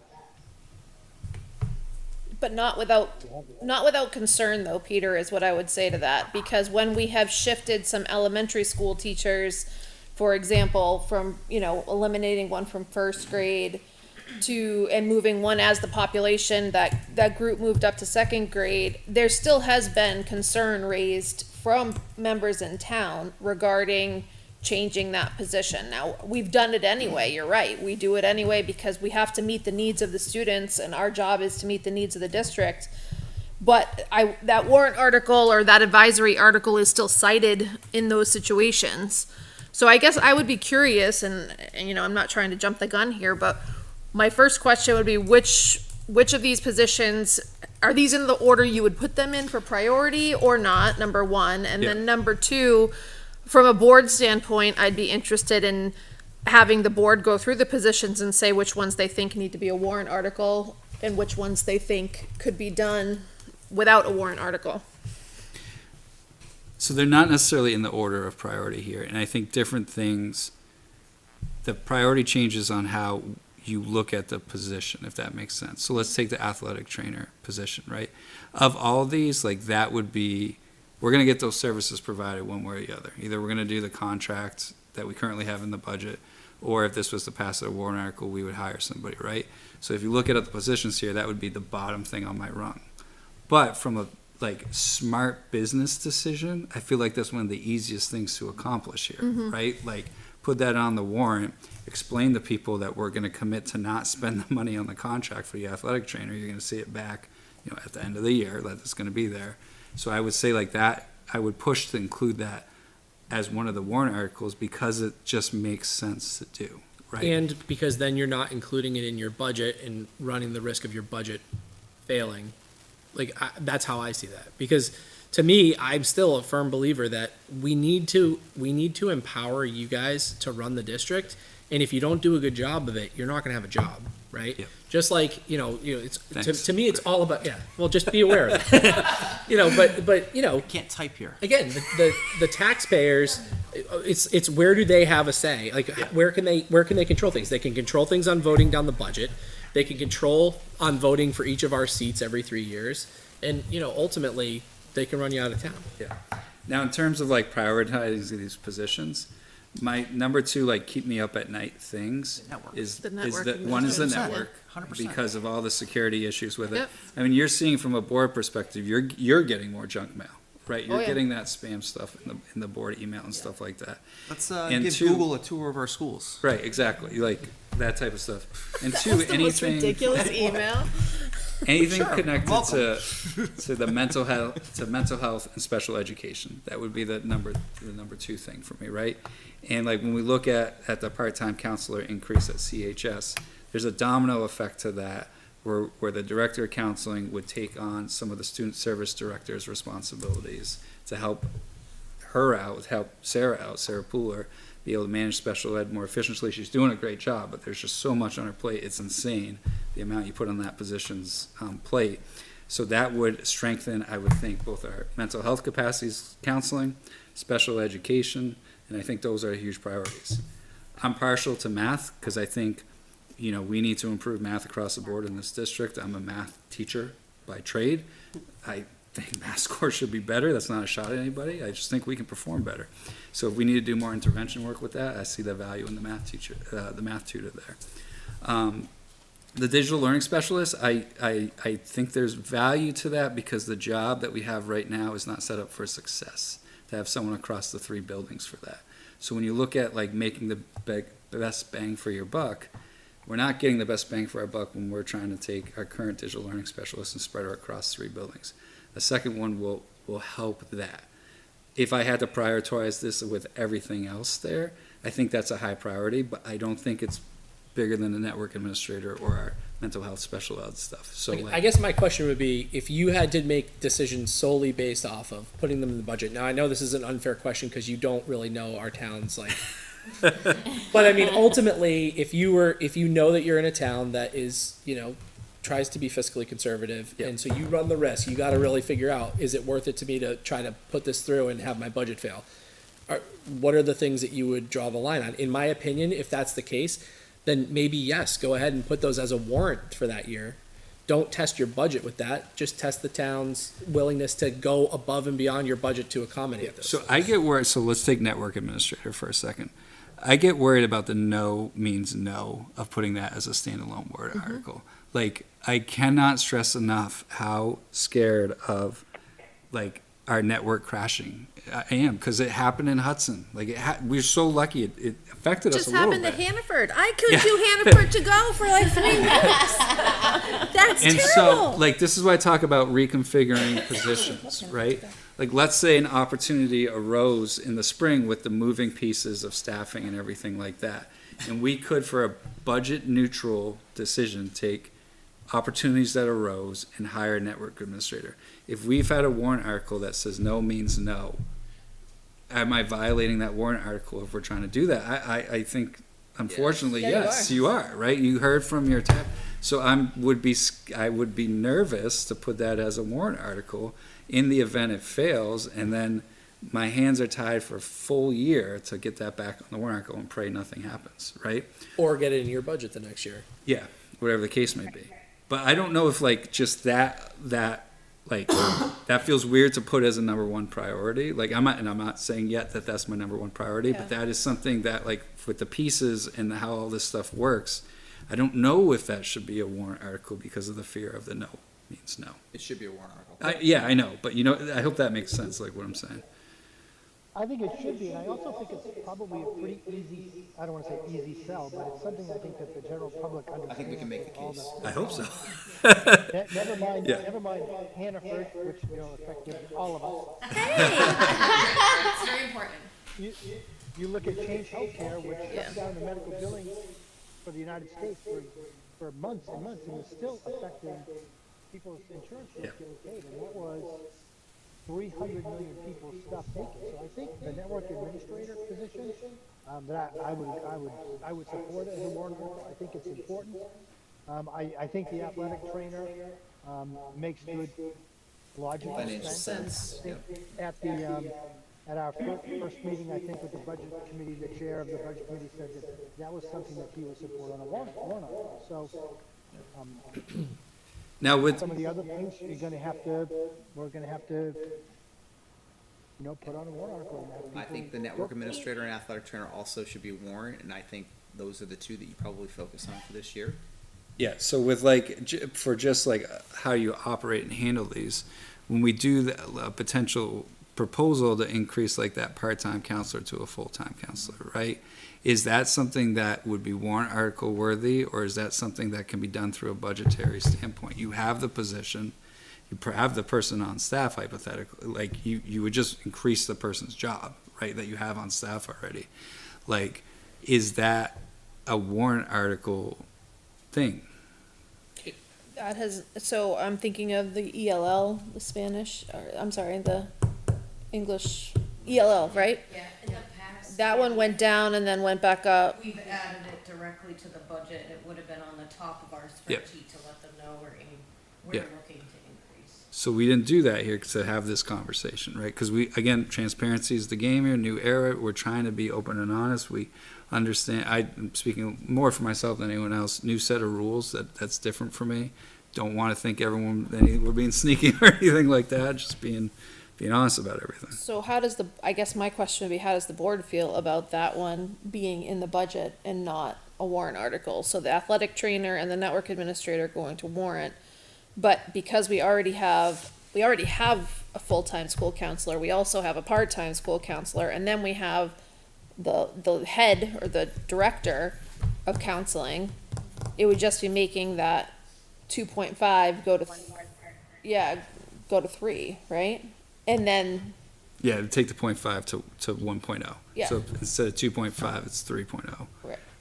I think we need to empower the people who are educated in this and do this for a living. We need to empower them to run the district in the way that they see fit. I think that the taxpayers will have a say in this, and they can vote down the budget if they don't want it.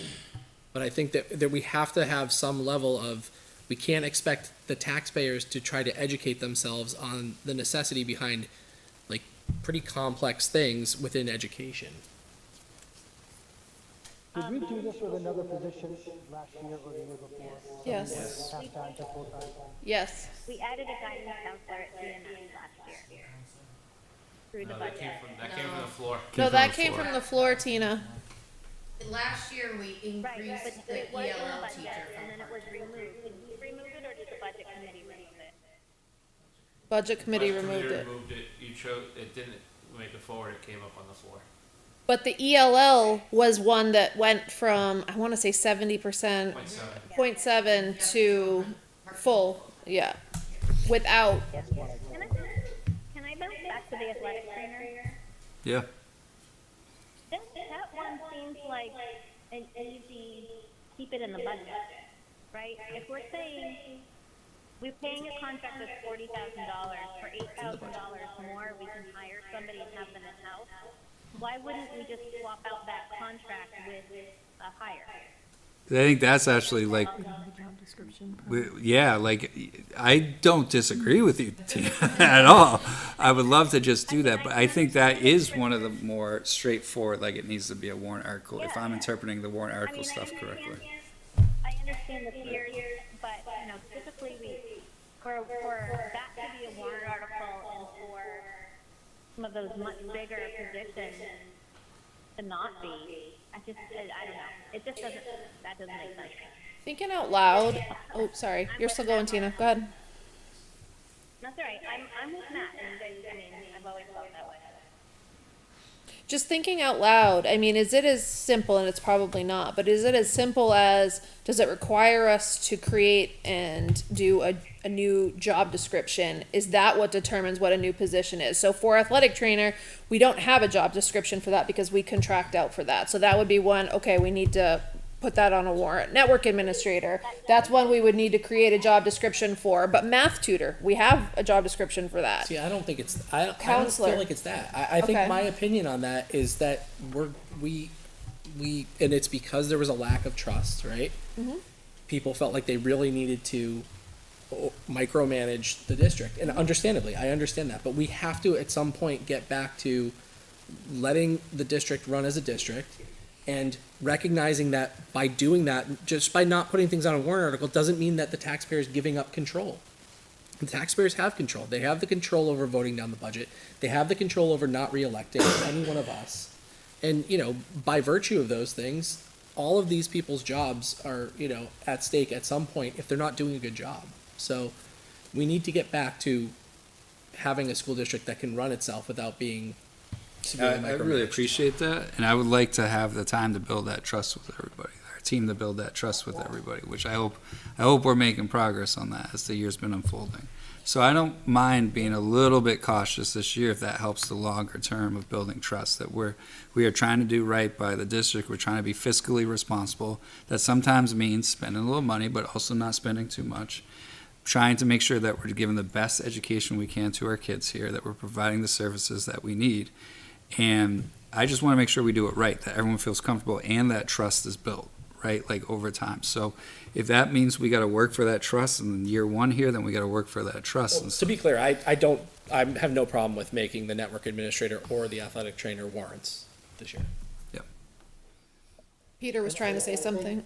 There he goes. I think taking the time to build that trust is sort of the key part of it. We're in year one of the new administration, and I don't think we're going to be able to undo past issues in 1 year. I think I agree. making great strides, and I think as we go forward,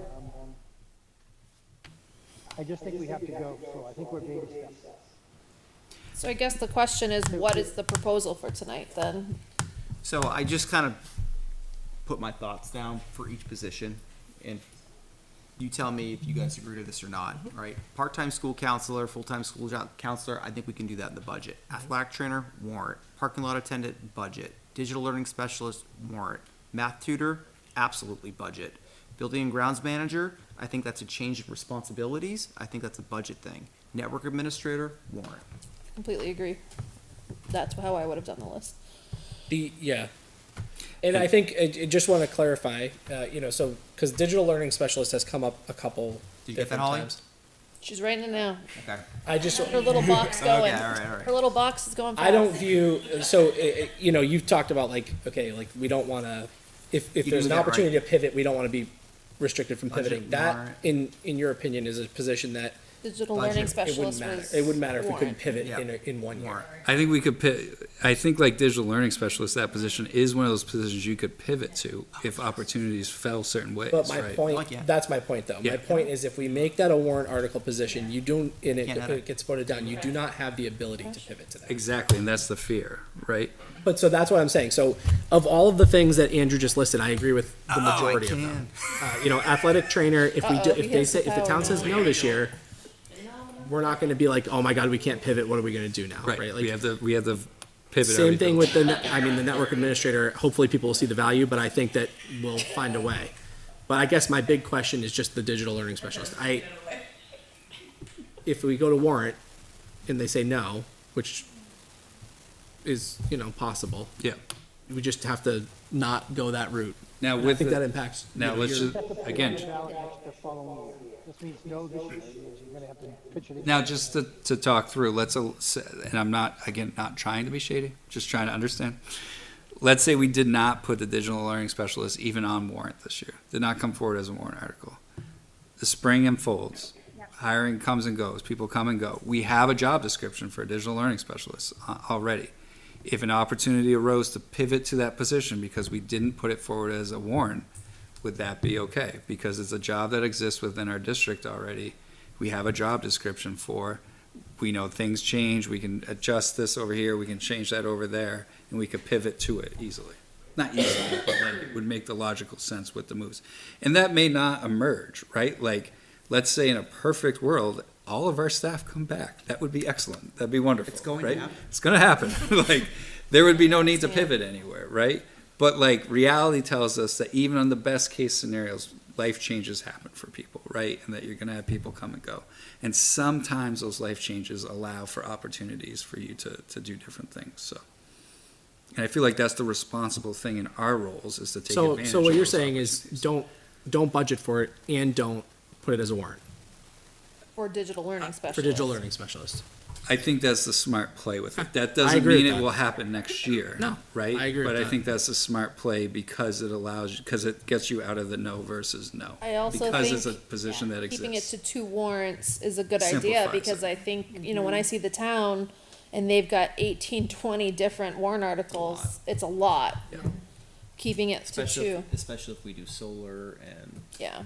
So to amend what you just did, we would just remove the digital learning specialist altogether. The rest of those things, I think I completely agree with. Okay, Now, so you- I you hate to put- belabor the point. What's that, Tina? The athletic trainer. She hates to belabor it, but she's gonna belabor it. So we have that currently in the budget for 40,000, but we're also gonna put it on a warrant. Have what in the budget? The athletic trainer. I think, I completely hear you, Tina, and I don't disagree with you. I think the way that this is, I think Heidi's job description thing is the key, though, right? Like, we have the fail-safe if, Can we look back and see if we've had an athletic trainer at CHS in the we past? can. Yeah, we can see if we have one. Ever had an athletic trainer at CHS? Yeah, well, I don't know, so when my oldest graduated in 2008, there was a trainer there, his name is Chip, I can't remember his last name. I don't know if he was contracted or not, but now that's how he. It's contracted Sounds like it's services is what I'm hearing in the room. But we currently budget Chip was contracted, much Tina. athletic training. Next year it's 40,000 Yeah. is the contract. And part of the reason And we're looking at 48,000. yeah, yep. See, so I guess in that regard, like on that particular position, we saw this on the town side be problematic, where it's really hard to make shifts in strategy that might be good long-term strategies because you have to double budget with the warrant. And I do think that that's dangerous. In this particular case, where we are already budgeting $40,000 for that, I would actually almost rather see you increase your budget line on that and to the 48,604.50. And not put it to warrant. And not put that to warrant, yeah. I agree with you, Tina.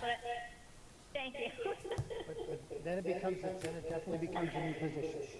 Well, yeah, but I mean, again, It looks like you're trying to hide the new position. no, I mean, I don't think we're trying to hide a new position. We're on public television right now, talking about what we're doing. Pat, you said it before, right? There's 8 people watching this meeting right now. Well, they could tell 8 more people. And so on.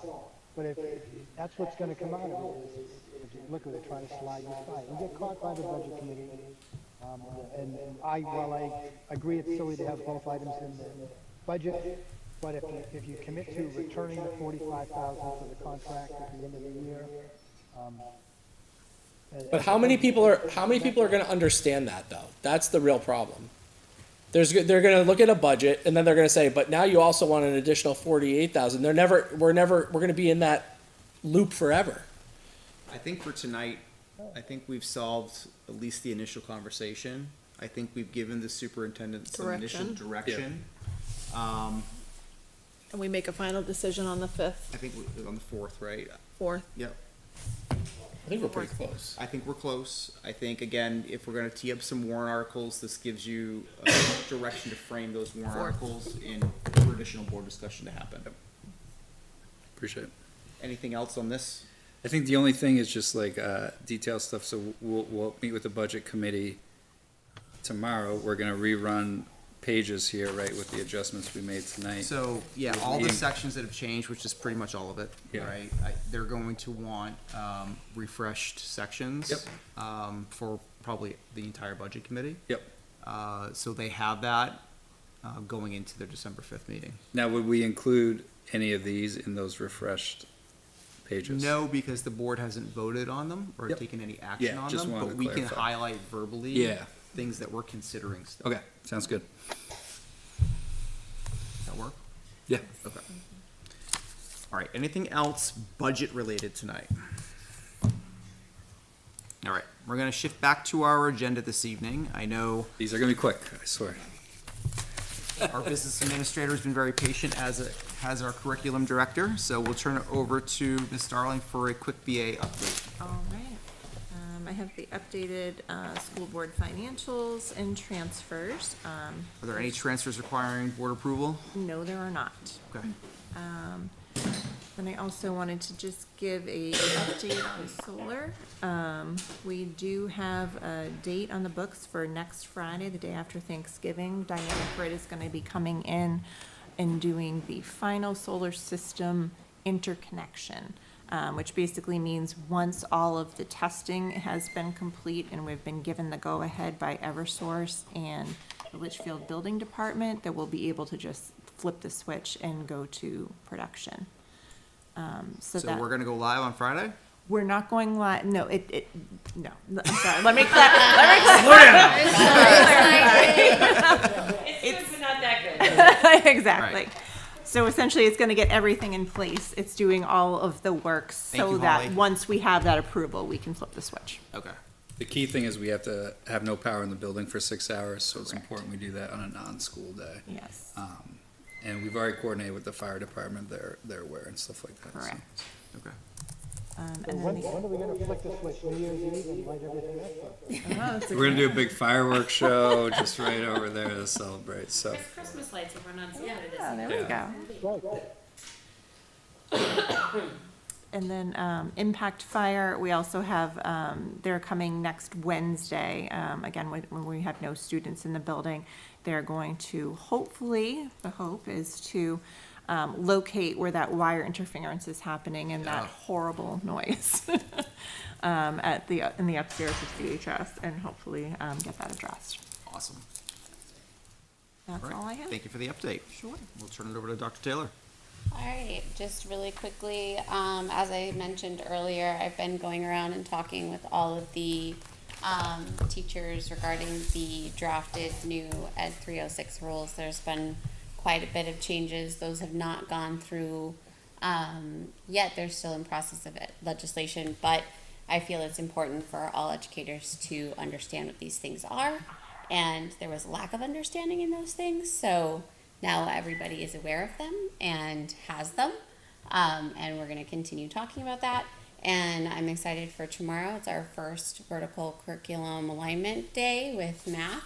And I thank everyone because it's all hands. We have people, Brian's subbing in 1st and 6th grade, and Sarah's subbing in math, and everybody, Jake is subbing in math. Everyone is, Julie, I think, offered and might be on deck. So, and Renee is in 1st. So, we're doing it, and it's going to be a good day for all involved. So I'm excited. Algebra 1 in 1st grade tomorrow. I hope they're ready. Buckle All right. up. Nice. Here we go. We all get graphing calculators. They all do it. That's what I know how to Please teach. So that's what they're videotape that getting. just so we can see how it goes.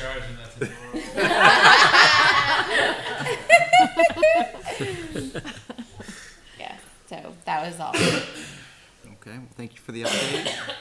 Is it gonna be ready for your students, or what are we doing? I know in math, in 6th grade math, I actually have to kind of teach them something. I'm not 100% sure what. We'll see what. I have sub plans. I just haven't looked at them yet. And then 1st grade, it's survival. It's gonna be. They come with rocking chairs, so just. You're in a room with a comfortable rocking chair. Great, So- awesome. There's gonna be a lot. There's gonna be. Well, I'll follow the plans, but You'll have it. Mr. Mitchell's gonna be walking by Yep. going. hopefully there's some story time. I like to read. So We have the public minutes from November 6th, November 7th, the Joint Budget Committee School Board, as well as November 13th, Joint School Board and Budget Committee. Would you like to do them individually or No. together? Together, I'll make a motion to approve all 3 of them. All right, we have a motion by Mr. Shoemaker for all 3, second by Ms. Ames for all 3. Additional discussion? All those in favor, roll call vote. Mr. Shoemaker? Aye. I'm an aye. Ms. Aye. Ames? Mr. Plansky? Aye. And Ms. Harrison? Aye. Thank you for that. All 3 pass 5-0. We have no policy updates this time for new business. Those will pick up again, probably with quite a few coming into December 4th, both for first and second reads, so be on the lookout for that. And under old business, we'll shift it over for a quick facilities update. Real quick, I never want to do another mailer again. I don't know when it'll be in people's mailboxes soon. That's all I can say. I don't know. It'll be there soon. Was not in my mailbox today. All right. Soon. Soon.